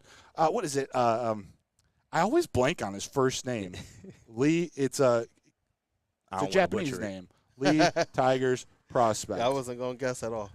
How you Lee. I don't know. I always think it starts with a K. How you Lee. They're in the futures game. How you Lee was acquired in a trade by Scott Harris. Max Clark was drafted by Scott Harris. The future is when his guys are ready. Yeah. And it's evaluating the Torkelsons of the world. Everyone from AA and to AAA to the major league team now is up for assessment. Nobody's safe. Nobody's the Pistons safe. and the Tigers. And we see the Red Wings really moving out of that phase. They're sure of their young guys. And you've known for a few years, Larkin, Sider, Raymond, and others. But they're out of that phase, and they're now ready to augment. They know they're not trying to learn to compete. Like last year, the Red Wings were learning to compete every night, play every single night. They literally fell just some weird oddities just outside the playoffs. And so push the button.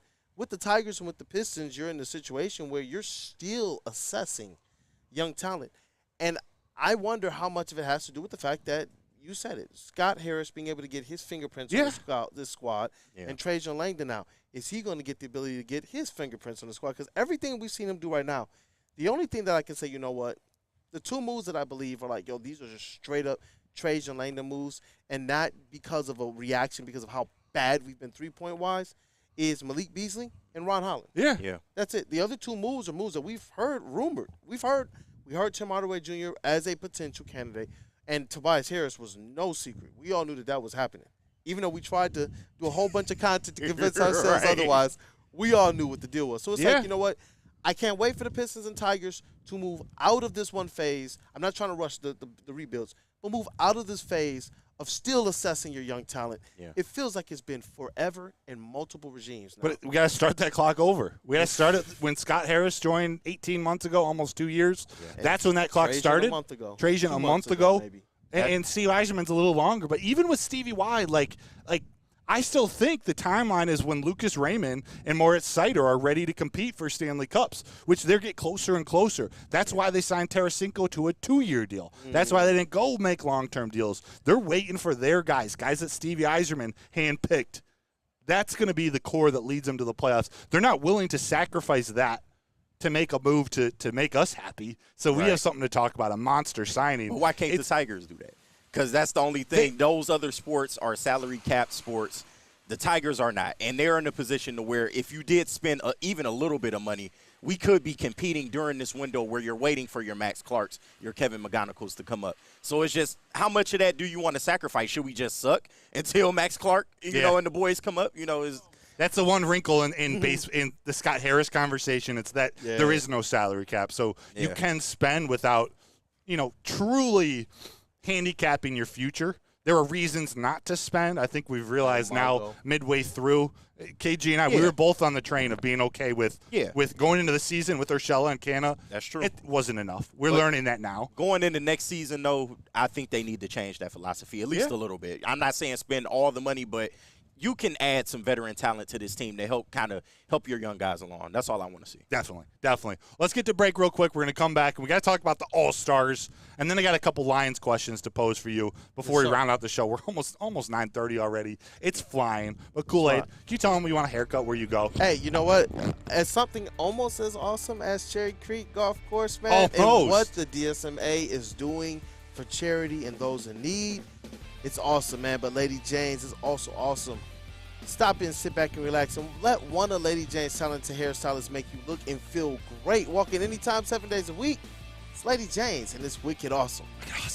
So just to get the heated steering wheel, I also had the spring for the bigger rims. Yeah, that's how they get you. Those upgrades will cost you an arm and a leg every time. Hey, new car crew, how'd it go this weekend? I got a great deal on mine. How? I went to Randy Wise, not those other guys. They got me in a great new ride, and they didn't break my budget. Hey, could you pass me the sugar?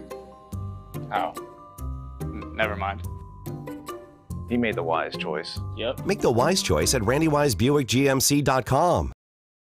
We are the network for Detroit by Detroiters. Welcome to the Woodward Sports Network.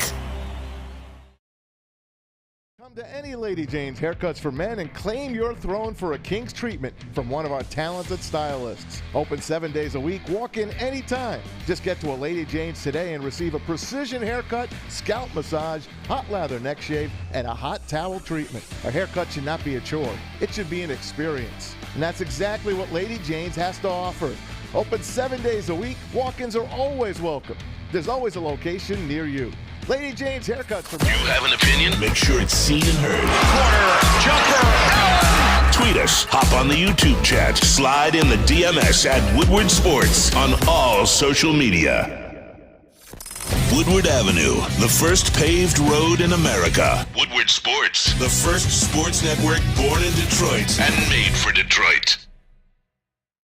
Since 1996, Feldman Automotive has been driven to provide a fast, convenient, and first-class car buying experience. They call it the Feldman Advantage. They got over 18 locations, so there has to be a dealership in your backyard. Just visit FeldmanAuto.com to find the location nearest you. Also, tune in on Wednesday, Morning Woodward, the Wake Up Woodward Show, and Big D Energy are going to be out at Feldman Chevrolet of Nova. I can't believe I made that mistake. Woo! Right, Wake Up like Woodward. Woodward. We're going to be at Feldman Chevrolet at Novi. They're awesome. I know. And I love Will. I love the rebranding, to be honest with you. What do you say, Wankin' Woodward?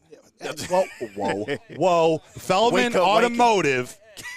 They are Detroit's #1 Chevy dealer. Wake up, Wankin'. What up, Do we need to redo that read stick because of all these wankers out here? Pardon? We not clowning it. Which show? Oh, yeah, it was your show. No, I know. I was just like, it was the... I can't believe I didn't call it Wake Up Woodward. I was like, Morning Woodward. Caught yourself. Sting, man. Hey, I love your show. It used to be called Morning Wood, if we're going to be honest. Right. That's going to be He's honest. just shaking his head. Hey, shout out to T. Foster legend. Assy Flannel Sam. What up, brother? El Flano. Hey. Cleanly shaven face. Factual. Scary. Factual. Who you looking around for? How many people Broder's making me nervous, though. No, I was just looking around, so You make can't sure do that that with I'm. black people. We'll take off. Tell him, KT. We will take off.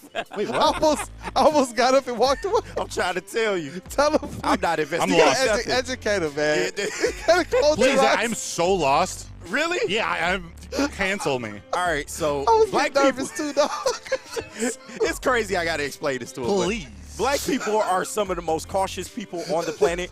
If you start looking around and, start looking all crazy and hesitant, we're going to leave. Because we don't know what's going on, nor are we trying to find out. We just go. So That's what I was looking back like, what's going on? you can't be doing stuff like that, man. I was literally looking around. Like 12 is chasing you or something. Like, you can't be doing that, man. That's well stated. Shout out to Black Hollywood. I was looking around to see if I could make this transition with nobody around and tell them, what gave me morning wood? It was Tarek Skubal and Riley Green getting named to the All-Star game. Pause, man. I know. See? That's why. Where's pause when you need him, man? Seriously. He needs to just stand there whenever you talk. I'm unpausable. Fast to that boy. forward, Joe. Yeah, So let's more go. about how two men gave you wood. Yes. Welcome back to Wake Up Woodward. They did. Elaborate, Broder. They did. Riley Green did it with the Stick big looks stick. so disappointed in this. He is. Because we're being broadcast over the airwaves out to the Sorry, guys. The Jackass. Right. It ain't getting no better. Yeah. So all season, Riley Green's been showing off his big stick, and Tarek Skubal has been showing that long arm throwing straight. I know. I'm going to stop. I'm going to stop. Real talk. For real, though. First career, the first time in their careers they're named to the All-Star game. That's starting pitcher, not starting pitcher in the All-Star game, although he should be. He needs to be. Yeah. Bruce Bochy, make it happen. Tarek Skubal gets named to his first All-Star game, and outfielder Riley Green gets named to his first out. All-Star game. So shout out to them. We got congrats, boys. We got 2 Tigers in the All-Star game. That's big. The team has struggled. They have been tough. Sometimes tough to watch this year. Yeah. And we teased earlier, if they were a little better, Reese Olson maybe get some consideration for an All-Star appearance, but they're not. They got 2 in Tarek Skubal, Riley Green. In my opinion, both deserving, regardless of the Tigers' record. Riley Green was the one that was up in the air. Now it's about Tarek Skubal. Is he going to start the game or not? But Riley Green, the fan voting, he was overlooked. Yeah. He was overlooked, didn't make it. But as voted on by the players and coaches around the MLB, Riley Green made it as a reserve. It's a huge honor. Yeah. And Huge that's honor. mostly just because the Tigers have not been very good, not getting a lot of TV time right now, especially with the Bally's deal going on. So, the fans kind of missed that one. But it's good to see Riley Green get in as well. He absolutely deserved it. I remember you went down the list of players who he had better stats than about 10 of those players. Yeah. So, and he's also the first homegrown talent since Curtis Granderson to get voted to the Drop the All-Star. facts, KG. To get voted to the All-Star game. So, yeah, absolutely you love to see it, man. And he looks like he's going to be a part of this core. You can say that with a definity now. Curtis Granderson reference. Man, that was my guy, man. What? I miss those days. 40,000 every day at Comerica. Sold out, man. It was the days. It was the days. I miss those days. They're young. Riley Green, Can't 23 stop Donnie years Kelly, old. baby. Yes, 23 years old. We're going to get into there is a beef flying around. Jeff, where are you? Where are you? Brother. I miss you, my brother. Tarek Skubal. First, I have to read off these first half stats for both these guys just to paint a little picture, and then we're going to use this to transition into a 10, 15-minute conversation about the Lions. Tarek Skubal, 10-3 on the year. Tigers, they've stunk it up. They've stunk it up. Tarek Skubal has not. 10-3 on the year, 2.37 ERA, a .90 whip, 29 earned runs, 132 strikeouts to 20 walks, and a .185 batting average against. Outfielder Riley Green, 89 games played. That's key. 89 games played. If I'm not mistaken, that's only one game on the season that he hasn't played, And I think that was the one. He was the hottest player on the team. They're about to go out to Arizona, and AJ Hinch benched him to like give him some rest before they go on the turf. Yeah. It was very random. 89 games played, 261 average, 53 runs, 17 doubles, 5 triples, 17 home runs, 45 RBIs. I'd like to see get up a little bit. But the 47 walks, that's a number I really like to see. 356 on base percentage, .856 OPS. There's some Flannel Sam stats for you. He's still over there? He proud is right now. He is. And I know he's going to double down. He's going to double down on Riley Green being deserving of an all-star nod. I can't wait to watch Big D. He was saying it when I wasn't necessarily understanding. I was like, yeah, potential, but is he going to reach that? And then as the season just kept going on, Flannel was like, look, the case is being made. This guy deserves to be an all-star. As soon as I saw the nod, man, I thought of Flannel right away. And this is everything we were saying before the season. If Riley Green can stay healthy, then he is one of the guys in this lineup, man. And it's nice to see that actually come to fruition now with him staying healthy. Hopefully he stays healthy, knock on wood, the rest of the way. But congratulations to him, man. He's definitely worked hard for it. Doesn't it feel like the Tigers are supposed to be more than 6 games under 500? Man, come on. Does it feel like they're supposed to be more? They started it feels off like they're 7 supposed above. to be like but it feels like they're supposed to be 10 games or under. It feels like the wheels have already fallen off. Yeah. Like this thing is already broken, but we got 2 All-Stars. We're 6 games under 500. They're still, if they get back to what they were in the beginning of the season, within striking distance of the wild card race, it's like they're not going to just die out. They're only 7.5 games back. 7.5 games back, 42 and 48. The problem is 48. The problem is the offense is so bad. You just can't see them stringing together 8 or 9 games in a row to get back in the conversation for real. Their offense just doesn't facilitate with that. the defensive issues compounding. Yep. Especially if you got the Guardians and the Dodgers coming up. Exactly. Yeah, and the Twins. We'll be lucky to get a game out of that Dodger series. Lucky. Fortunately, Scooble's pitching in the Dodger series. Yeah. Although I don't know how fortunately because he's not pitching in the Guardian series. Right. But we need dubs, so Guardians are pulling away. Yeah. They're good. And I'm going to bring up the Guardians tomorrow when we're talking about trade. It's a lot of AL players in that All-Star lineup, wouldn't you say? There are. Yeah. Well, that was the AL All-Star team. They play the National League, the NL All-Star team. Yeah. There's some similarities or some things I want to point out about the history of the Guardians, not Guardian Alarm, Cleveland Guardians. Yeah. Also, what a dumb move out of them. Guardians. I know. It's just and doing sounds weird. Doing it before they got the naming rights from the roller derby team.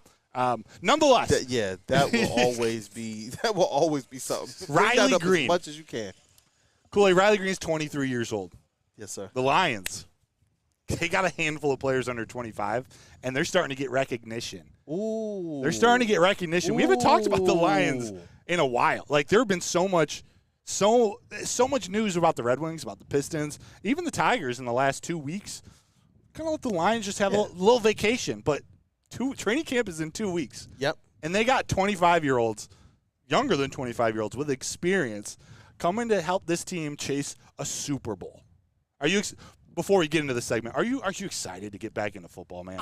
I'm ecstatic. I'm KG ecstatic, too. especially after this last wait. season. Woodward Sports, it showed up right at the same time that Dan Campbell and Brad Holmes did as well. Ironically, at the same time as Troy Weaver, too. So at least the Lions have been there. It's been cool to be part of the coverage team. It's been cool to see you as well in your role and in your capacity this previous season. Thank you. I'm ecstatic about it because of all the expectations, because of how we saw Detroit just put on the national stage as it relates to not just the primetime games, but also the NFL draft. Not just the NFL draft and the home primetime games, but also all the road games. Yeah. I'm excited to see what Detroit does to up the ante this season because Dan Campbell, Brad Holmes, and this squad have already said they're ready to up the ante. They need to get to the Super Bowl. I can't wait to see what these fans do. They were everywhere, man. Everywhere. As if they were following around their favorite artists around their tour. I'm excited. Yeah. You guys, I'm fired up. I'm fired. Like, where's the bat, bro? Like, I'm fired up. Big bat energy, man. But no, and Stick was talking to us, while we were setting up, and he was saying the last time the Lions made the NFC Championship, you kind of knew that the wheels, probably were going to fall off the next year. And to his credit, they did, And, of course, we all know the history throughout the 90s and stuff like that. But this team has legitimate Super Bowl expectations this year. And I think they'll live up to that. You know, at the very least, I can see them getting back to the NFC Championship game. So, barring injury, nothing can really stop this team in my eyes anyway. I don't know about you guys, but. Yeah, when you're built like they're built and have – this is where we use PFF to our advantage to tell this story. PFF gave gospel, bro. Named 5 Lions in their top 25 players across the NFL. Yeah. Top 25, under 25. Lions had 5 players. I want to ask you guys if there's anyone missing, but first, Penei Sewell comes in at number 3. Okay. And if I'm not mistaken, what is it? Justin Jefferson is number 1. Who's number 2? Micah Parsons. Yeah, okay. Micah Parsons. I remember that. Micah Parsons number 2. Justin Jefferson number 1. You can make an argument Penei's number 1. 100%. I've seen him number 1 on other lists. So. 100%. I'm not going to argue with this. I'd actually have him over Parsons for sure. Yeah. But it is what it is. He's top 3. I'm cool with that. Yep. But then you got Amon-Ra St. Brown at number 9. You got Aiden Hutchinson at 11. Okay. Sam Laporta at number 20. And Jahmyr Gibbs at number 24. So 20% of that list is Detroit Lions. That's called building for longevity. Mm-hmm. That's what Dan Campbell and Brad Holmes, that was the commitment they made. It wasn't just to say, hey, we had some cute seasons. And I was so glad when I heard Brad Holmes mention that. We're not here for cute seasons. Yes, sir. We're here for winning right now, punching the ticket right now for what they're writing a check right now. They're saying we're going to cash that mug. I love this line. The swagger. How did this happen in just 3 years? It's because of what this list says. They've done this thing the right way, selecting the right players to be the foundation. And unlike some of our other sports teams that are still assessing their young players, these young players have driven the Detroit Lions' success. Like Feldman. Driven. Look at you. Yeah. Look at you. No, it's true. And Kool-Aid, do you notice on this list, and I do see some boos in the chat. I don't think it's that. I feel it. I'm not going. Yeah, I don't think it's totally egregious. I've seen worse lists this year. But I do have to point out, do you guys notice how many running backs are on the list? Yeah. How many? I did. 1. Yeah. It's Jahmyr Gibbs. Finally. You know what that means? You know who else is under 25 years old? Talk about it. He plays for the Falcons. Big bat energy right now. Yeah, Atlanta Falcons running back. Mr. Bijan Robinson. Bijan Robinson, not on this list. Meaning they put Jahmyr Gibbs over Bijan. His helmet, man. He's still looking for his helmet. Shout out Brian Branch. Are you trying to transition to the next question? Is there anyone missing? Ooh. Is there anyone missing? Let's talk about that when we come back. Ooh. When we come back, let's take a quick break. Shoot. Is there any what are we missing if anything, JB, KG? Otherwise, we can get to break and come back. Yeah, I think Brian Branch is the pick. I actually don't have our normal list in front of us. Hey, you know what? Yeah, definitely, man. Thank you guys for staying tapped in with Wake Up Woodward Monday through Friday, 8 a.m. to 10 a.m. with the entire Woo crew. We appreciate you guys. I'm hoping you guys are smashing that like button. Let's zoom right on through. But after us, you guys already know 11 to 1. Big D Energy, who will be broadcasting from here as well at the Cherry Creek Golf Course. So, guys, stay tapped in all day. It's going to be great content. Normally, Neil Rule and 4-time Stanley Cup champion winner Darren McCarty hosting Big D Energy. After that, you have Ermanni and Edwards with Mass from 2 to 4, the lovable radio legend Tom Mazaway, alongside University of Michigan legend and former NFL wide receiver Braylon Edwards, and Detroit Media King Fox 2 Ryan Ermanni. Then you got it off today with the big fellas, the heavyweights from 5 to 7 p.m. Shout out to Speak Easy Baby and Spin Mo Racks and their elite booth, Nick Koloff, because the tailgate always wins, and Chris Platty. They bring you the biggest interviews, the biggest breakdowns, the biggest laughs. That is the Woodward Heavyweights. But we appreciate you guys for making Woodward Sports your #1 digital sports network.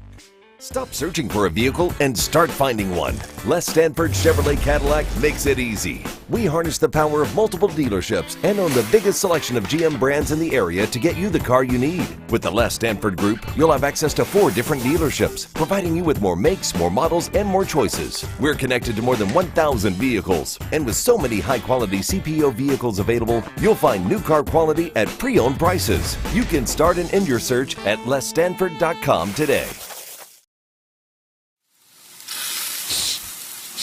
You smell that? That's Brad Holmes cooking. And the off-season smells good. Woodward Sports. Yo, let me just say, I love Planet Fitness. Trying out Planet Fitness and dang, they got lots of equipment. Not me getting a Planet Fitness membership just for the 24-hour perk. Listen, the PF Black Card is worth every penny for this hydro massage. I'm a new man. Did y'all know that the PF app has workouts you can do at home? Cheapest therapy I can find is Planet Fitness. All the benefits, all for less. Planet Fitness, big fitness energy for all.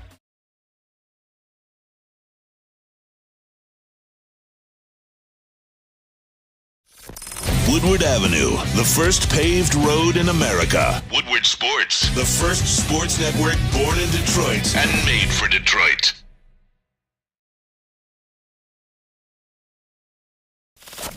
We don't like to brag that we are the toughest sports network in Detroit, but we do have a guy named Darren McCarty on our side.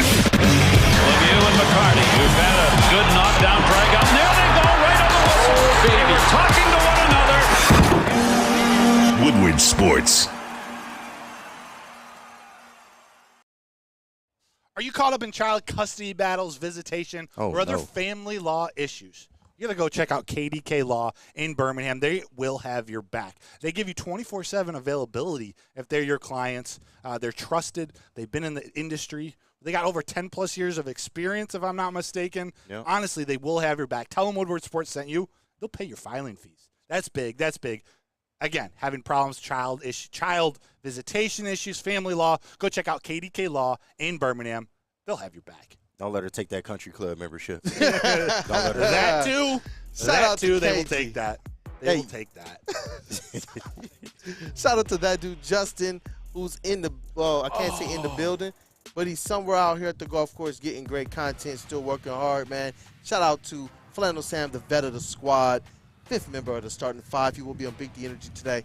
We got KG, Detroit's #1 draft pick, running the soundboards right now. Black Hollywood, what up, though, brother? Hey, I'm chilling, man. It's a beautiful day at the golf course today, man. Besides the sun beaming on my big ass forehead, I think we're having a good day, man. It's a great day, man. Shout out to Woodward Sports MVP running the TD space today. Yes, sir. Tuesday's just a day away. That is JB Smooth. No photos, please. He told me not to put the headset on him. No photos. No photos. You guys already know our credential Lions and Tigers reporter, Matthew Broder. Hello. Credential Pistons reporter, Brandon Dent, a.k.a. Detroit Kool-Aid. Detroit Sports Media Association annual charity golf scramble. We're here. Cherry Creek Golf Course. Cherry Creek Golf Course. Beautiful day, beautiful Monday. This is how you like to start off your week. Beautiful Monday. And KG, I don't sign your checks, but can I give you a job? Sure. I'm going to ask the chat to start putting their mailbag questions in. Okay. I'm having a hard time seeing with the sun glaring down. I got you. Could I task you with that? Absolutely. When the time comes. Absolutely. I do want you involved in this last part of the Lions conversation. We got about 12 minutes left in the show. One more break to get to. It flew by. You talked about Brian Branch. Flannel made a comment during break in the chat that I think is a really good one. He thinks Bijan and Gibbs should be on this list. I happen to agree, too. Yeah. The point of me pointing that out with a little bit of sass was like, all right, it just feels good. Someone's recognizing Gibbs over Bijan. It's close. I don't hate people for picking Bijan over Gibbs. Yeah. I'm biased towards Gibbs, and I think he hasn't even scratched the surface. Yeah. Bijan's great, though. Here's the question, though. Who do you have ranked higher, Gibbs or Bijan, if you're going to have Bijan I have Gibbs. on that list? And Yeah. Sam, if you're listening, I want to know that, too. Who do you have ranked higher, Bijan or Gibbs? And obviously the player we were talking about before we went to break, Brian Branch. Because if you're putting Bijan on there and you believe that Brian Branch belongs on there, who are you replacing? You know what I mean? So this is a tough list, man. It's a good list. Yeah, and for the Lions to have 5 players on here, that is awesome. And that they're actually winning, too. It's not just, hey, they got 5 players. They But could the have team some sucks. potential, Right. but the team sucks. So you get exactly what I mean. It's good that this team is in a great place right now, not just a good place. And if A I'm great not place. mistaken, they're also all under 24. Wow. How old is Amon-Ra St. Brown age? So he's 24, October 24th. He might qualify for this list next year, too. We could see a list next year that adds Brian Branch, adds Aleem McNeil, adds Jamison Williams. Like, this is part of why the Lions are just getting started. And I know we're hitting high-level stuff today in the Lions. This is more just get back into the groove, the hype machine, talking Lions football. But we haven't talked about them in a while, and the future is still bright. Even if we haven't talked about them in the last 2 weeks, their future is as bright as any team in Detroit. Yeah. But I'd say probably as any team in the NFL also. And you know what? I got a question to kind of kick around. I want the chat to be involved as well. That kind of piggybacks off of the bright future. Other than Brian Branch, which young player do you believe has the best chance to make this 25 under 25 list next season? Ooh. Chat, get your things in. J-Mo, you got Campbell. Campbell? You got Enos Rakestraw. You got Terrion Arnold. Yeah. You got some players on I didn't even name the rookies. Yeah. I think Jack Campbell is like a definite for next year. I only expect my linebacker Oh, years. yeah. You know you're a linebacker guy, man. I had to throw him in there. But Jack Campbell, he's on a fast track to being on that list next year, especially if he can get over 100 tackles. Whatever else he does is like an added bonus. But get him over 100 tackles, and I definitely see him on this list next year. Yeah. And depending on the age cutoff, because Ali McNeil is 24, if he qualifies next year, we could be talking about Ali McNeil. Yeah. Depends on the type of year he has. It is a contract year, so. And he is lined up right next to DJ Reader and Aiden Hutchinson. How old is he? 24. Birthday in May. 24. I thought he was older. No, and I've seen multiple lists. I can't remember if it's PFF or 33rd team. Yeah. They had the Detroit Lions as one of the top defensive line duos. It's true. Although I guess that was Hutchin and DJ Reader. But they had top defensive line, and they call out Ali McNeil as part of that. He could have made it this year if he hadn't got injured. I think he would have. Yeah. He was playing great and came back playing great too. He's one of those defensive tackles that he'll when he performs, he'll have the stats. Like, he's a pass rushing defensive tackle. It's not like DJ Reader. We know in Detroit, and we've learned how valuable he could be stuffing the run, taking up bodies in that DT nose tackle-ish spot to allow Ali McNeil and Hutch and Marcus Davenport to go get the quarterback. But Ali McNeil, if he has a good year, that means his sacks are up. Yeah. I can't get that game against the Giants from 2 years ago out of my head. The most dominant performance I've seen out of him. The fact that that's in there, like, it's in there.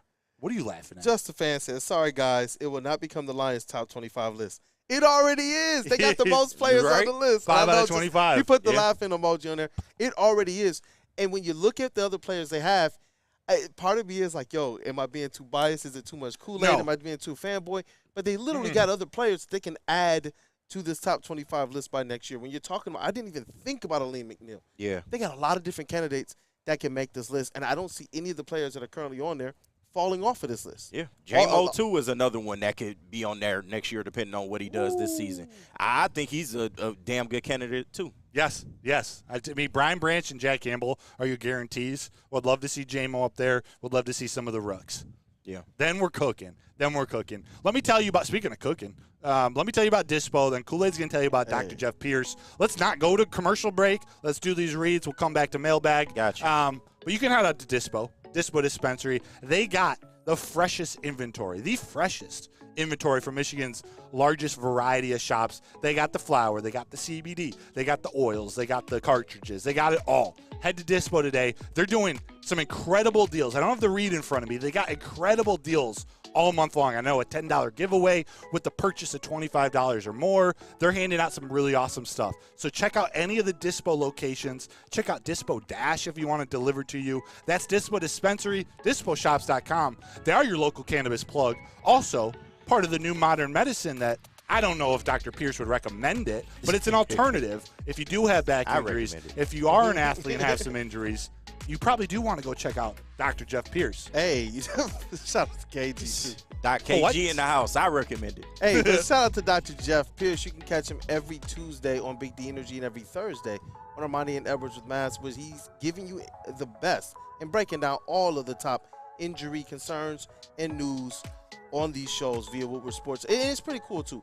I've seen him break down, like, Cade Cunningham after he got his extension, exactly what it means to have Cade Cunningham here. He talked about the leg injury he had, how this could affect him long-term or not. It's cool to be able to kind of have those insights from a guy who's on the ground level with it. He's also met a lot of these players locally or dealt with them in some way. So when you hear him talking, it matters. Tap in when Dr. Jeff Pierce is on the network. You can learn a lot about your players, like when Jack Flaherty got hurt. Yeah. First on the spot to say, you know what, this is what he's dealing with. This is how long he could be out. This is how long he could be dealing with it. This is the long-term impact. Dr. Jeff Pierce, you want to tap in, man, because you got to trust the guy that DMAC trusts. That's it. Four-time Stanley Cup championship DMAC. There you go. Champion DMAC. 4 rings. He trusts Dr. Pierce. He does. And it is really cool. This last year when he's been on, And I think he's coming on more and more now with Big D Energy, Ermanni and Edwards. Yep. Like, when these injuries happen, and I'm thinking, like, going into football season now, like, Oh, having a yeah. resource like that to actually give us some insight to what's the recovery process. Last year, remember seeing C.J. Gardner-Johnson go down early in training camp, and we were all – like, the season's over. It ended up being a minor injury, but maybe that was something he could have prepared us for. Like, hey, guys, like, I know he was carted off. This is temporary. Like, wait till the doctor says this before you come out with your final thoughts. It was cool, too, last year. Obviously, at the Bullseye event groups, I wish you could have been at some of those, but you had other things to do, like down at Ford Field in the media room. That. You know, that type of stuff. In the locker room, you know, all that high-fluency stuff. Shout out to Broder for crushing it.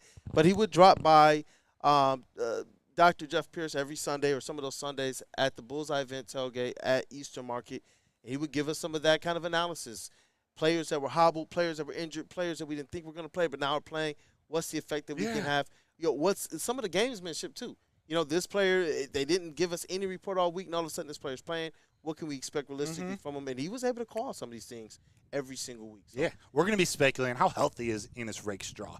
DJ Reader, if he misses half a training camp, what should we expect out of that quad? Yep. Like Kirby Joseph, Brian Branch. He's going to help us get through training camp because we know there are going to be injuries, hopefully not anything serious, but he'll help us work through that. We got 5-6 minutes left in the show. Get your mailbag questions in. Sir. JB, KG, I hope you guys got some for us. No, I definitely got some. Let it fly. Mailbag from the Shaquille Oatmeal. Go. With some trade rumors floating for Matthew Judon, who or what do you guys think we would give up for him? I'd say maybe, a fifth-round pick if they have one? I got to do a little bit more research before I like his value, what we can give up. Like I'm thinking a late-round pick, though. He's 31. He's coming off an injury. Bring him home. Yeah. Do you throw that on the show tomorrow? Yeah. Let's talk about it. Yeah, it is a trade. We'll do trade talk. It won't just be Tigers. How about that? Yeah. Be ready to call in tomorrow for some. We'll start it with the Tarek Skubal trade rumors talk because I want to get the actual voice of the people. Any Pistons wants to. Yeah, perfect. We'll do that. Perfect. That'll be we'll just make it I don't know, maybe an hour. We'll have a big trade day, trade talk Tuesday. I like that. We'll make sure the phones that are ready. Trade talk Tuesday is smooth. Go all in for Judon, Jeff Olson. Yeah. Bring him home. Bring him home, man. That's a good piece. But Randall Small, shout out in the chat, mailbag. I believe we will be buyers and I believe this is Tiger's question. I believe we will be buyers and sellers at the trade deadline, meaning we haven't gave up on the wild card. Should we expose these kids to a race or tank for a better pick? Oh, exposed to a race. We're talking Tigers exposed to a race. Yeah, exposed to a race for the wild card, I believe. Yeah, or just all races. We want a diverse team. Of course. We accept everybody. Yeah, in baseball, you aren't tanking for picks in baseball. You're like hockey. You're although when there's a Cale Makar out there, you tank for Cale. Right. But in baseball, you don't tank for that first pick. You're not going to see that pick for at least 3 years. Yeah. Although Paul Skeens, in under a year since being drafted, he's named to the All-Star team. So Now to kind of talking my way out of this, aren't I? Yeah. You expose him to a race. You expose him to a race. To kind of bounce off this question, you don't think there's any way the Tigers are buyers at the deadline at this point, right?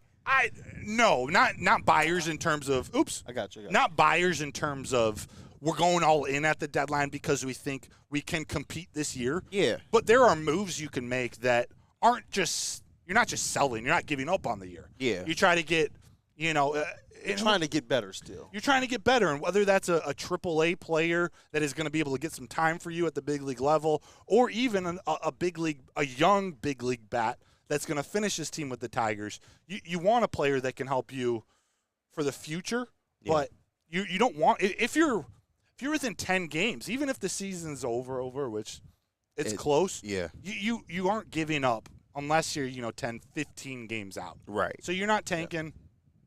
You can do a little bit of both. You strategically sell Cannas, your Ursulas, Jack Flaherty maybe. That's what I was saying. Yeah. You don't actually. I'll save my Tarek Skubal take. Yeah, we'll tomorrow. We definitely are going to get into it. Can't wait for that talk as well. Chase Amley in the chat. Shout out Chase, my guy. Mailbag. If you could be the mascot for any team, which mascot would you want to be? Ooh. That's tough. Birmingham Beavers. I like the Beaver. Birmingham Beavers. Man. I think you just like the word beaver. You do. Exit 69? Yeah. If I get what? It is. The biggest of beavers. Yeah. Exit 69. Why can't somebody knew what they were doing.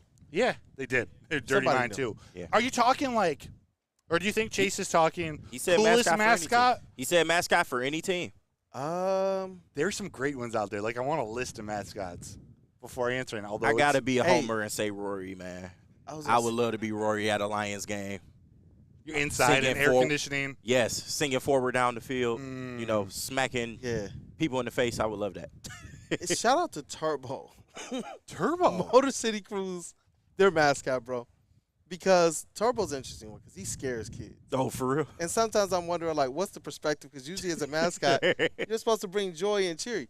But the way Turbo looks, sometimes it's like, I don't know. Like, even my daughter, when I took her to some games, she was like, I don't want a picture. Right. She wasn't feeling it. So it's just like sometimes, what's the other one in hockey that looks like a Sesame Street character, bro? Ollie the Octopus? No.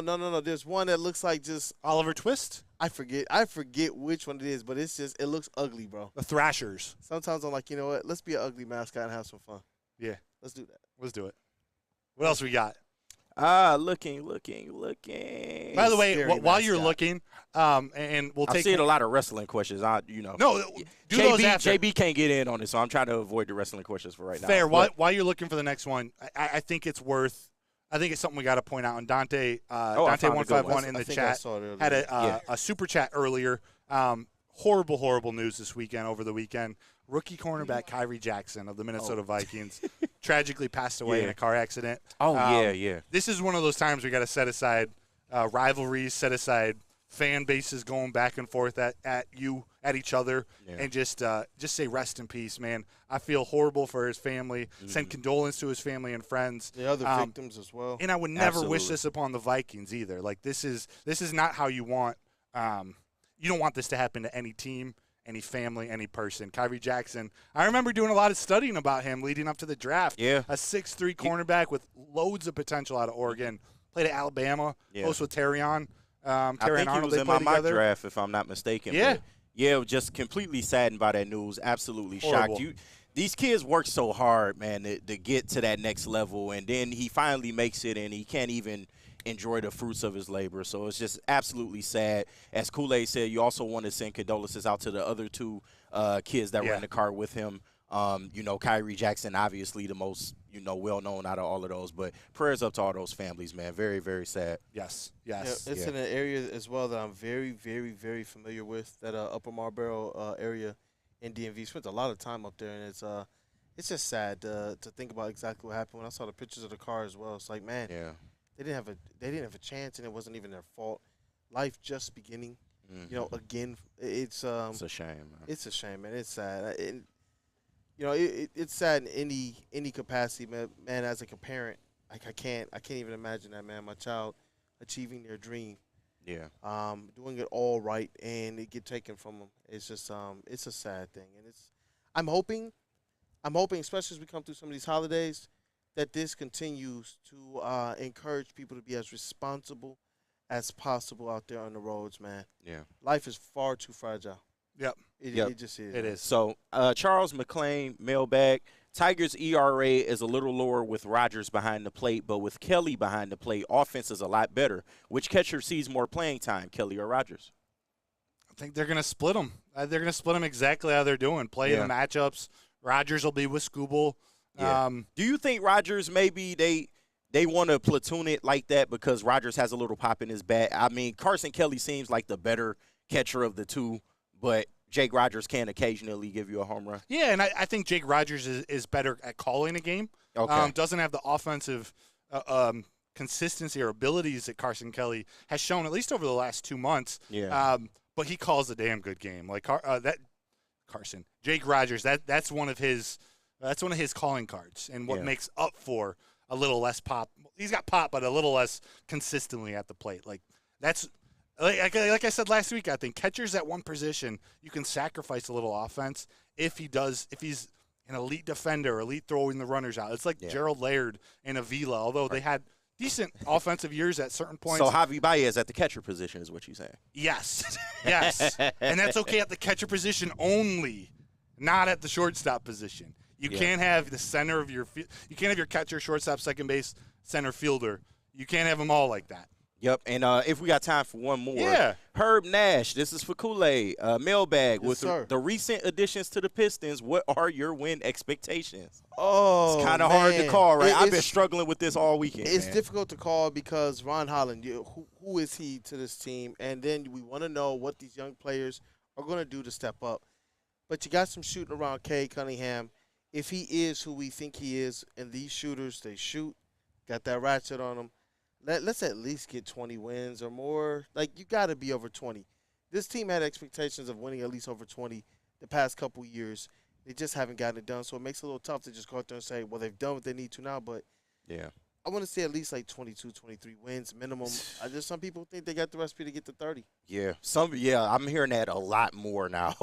Maybe fans are becoming more confident in this team, and I can understand it because to go from 14 to 30 shouldn't be a great ask. I mean, they should be around that as a bad team, originally. So yeah, the natural progression. If you're talking about at the end of 3 or 4 year rebuild, you want to see your team being able to at least win 30, but they're resetting things. So let's cut it in half real quick. I know we're about to end the show. If they get 25 wins this next year, and then the next year they get 10 more wins, they get to 35. And then the next year 10 more wins, get to 45. And then by year 4, they're a 55-win team. Is that a timeline? Is that a progression that you're okay with? Absolutely. I'm absolutely okay with it. And honestly, that timeline, when I keep thinking about like some of these squads that have turned it around instantly from like looking trash to now all of a sudden they're playing contender. The Houston Rockets did that. Yeah. They were a team that looked exactly like the Detroit Pistons. A bunch Maybe of young worse. guys. Maybe even what they were. Jalen Green, I think, there was more hope for the Pistons. A lot worse than Cade, yeah. Then you add these 2 vets to the squad. Then all of a sudden, Sengun takes this leap. It just looks really good. Now they're a playing team after just one season. Yeah. The season before, where were they at? Yeah. Similar win totals to the Detroit Pistons. You look at the Cleveland Cavaliers before they got going. They were an awful team for years in a row. Then all of a sudden they had this great jump in year 1. You look at the Phoenix Suns. Yeah. It can be done, but what do you see? They're high-level young players that they drafted to be those guys. They took the next step. If Cade Cunningham can do so with these shooters, this team has a good shot to be able to get there, man. To at least get to sniff 30, but I would have to call it again like 20, 22 wins, something modest. They should be better. Yeah. But how do you get JD in the chat just said Vegas came out 26.5. Oh, I thought it was 28.5. But there might be 26. 26.5, that's over. That's over. And I know originally I said, with the additions that they made before Beasley, that they should be 10 wins better. I would add maybe another 1 or 2 wins to that. So I think it's very possible they should be able to get to close to 30 wins. They should be able to. That's what I'm saying. You got a coach that gives a damn. You got better veterans now. That want to be here. Exactly. So I think that makes all the difference, man. I know these are simple things, but I really do think that goes a long way. Yeah, in terms of what I believe they should do, 30 wins should be the mark. Exactly. In terms of what I think and look at what we asking for. It's 30 wins. That's still not good. Yeah. But you will be a regularly bad NBA team at that point. And you know what? 30 wins for a squad like that represents the fact that they were competing every single night. The games that they were losing, you're going to pay a little bit more attention to see how are they losing these games.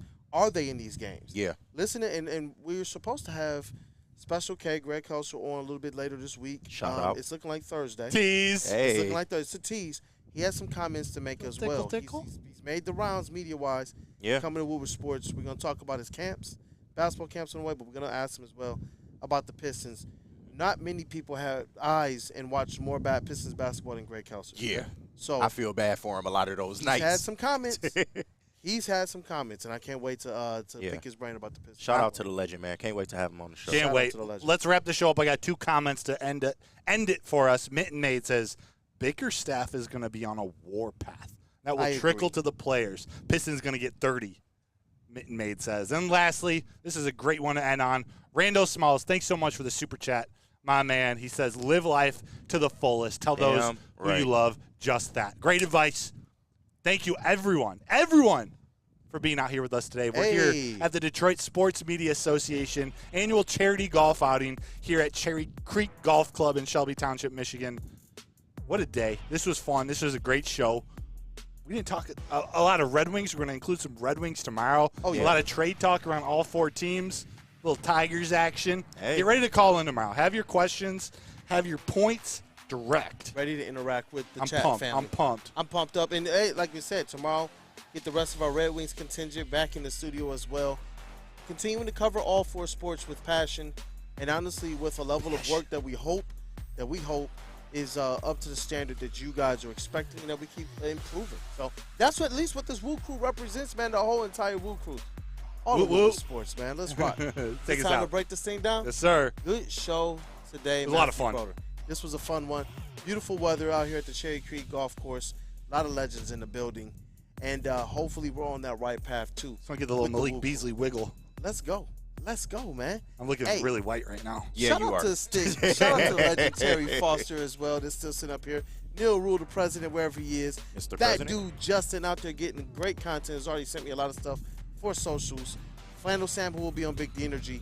And for the rest of the cast that's here, shout out to Woodward Sports' MVP, that is JB Smooth in the TD space, bro. Tuesday is just a day away. Shout out to, he's shaking his head. Shout out to Detroit's #1 draft pick. It is KG. Running the sounds. Yes, sir. On the cam, got the headset. Black Hollywood, man. What up, though? Hey, man, great show today. Love you guys, man. Looking forward to the week ahead. Won't be on Big D today, so I don't get to banter with Neil Rule as I normally love to do. But I will be on E&E, so you guys stay tuned in the whole day. Let's get it. Tomorrow. Hey, let's rock. Shout out to Matthew Broder, our credentialed Tigers and Lions reporter and writer. Does a lot for this show. Does a lot for the network in general. Shout out to Matthew Broder, man. Thank you. I just Great asked job. y'all on the way out, could you hit that like button? Please. And also, I think you should hit the like button if you believe that they should open up the bar so Terry can go take a shot of that Crown Royal. Oh, not Crown. Come Hey, on, hey, Terry. Terry, Terry, you don't a look legend, around. man. KG, don't turn around. Man. You like that? I see it. You like Pavlov's Terry, you a dogs right Detroit now. legend. You better not be drinking no Crown. You going to get it opened up? Hey, he just gave us a thumbs up. Go get you something better than At that Crown, 10:15, Terry. you got Don't do 4 that to minutes. yourself, man. Let's go. Is there, should I say there's Henny up there? Oh, I don't know if there is. I'm just spewing. Or Terry's looking over there. Pardon? What'd you say? I'm not shutting my mouth. He deserves better than Crown Royal. I'll take it. I'm going to let this one. Yeah.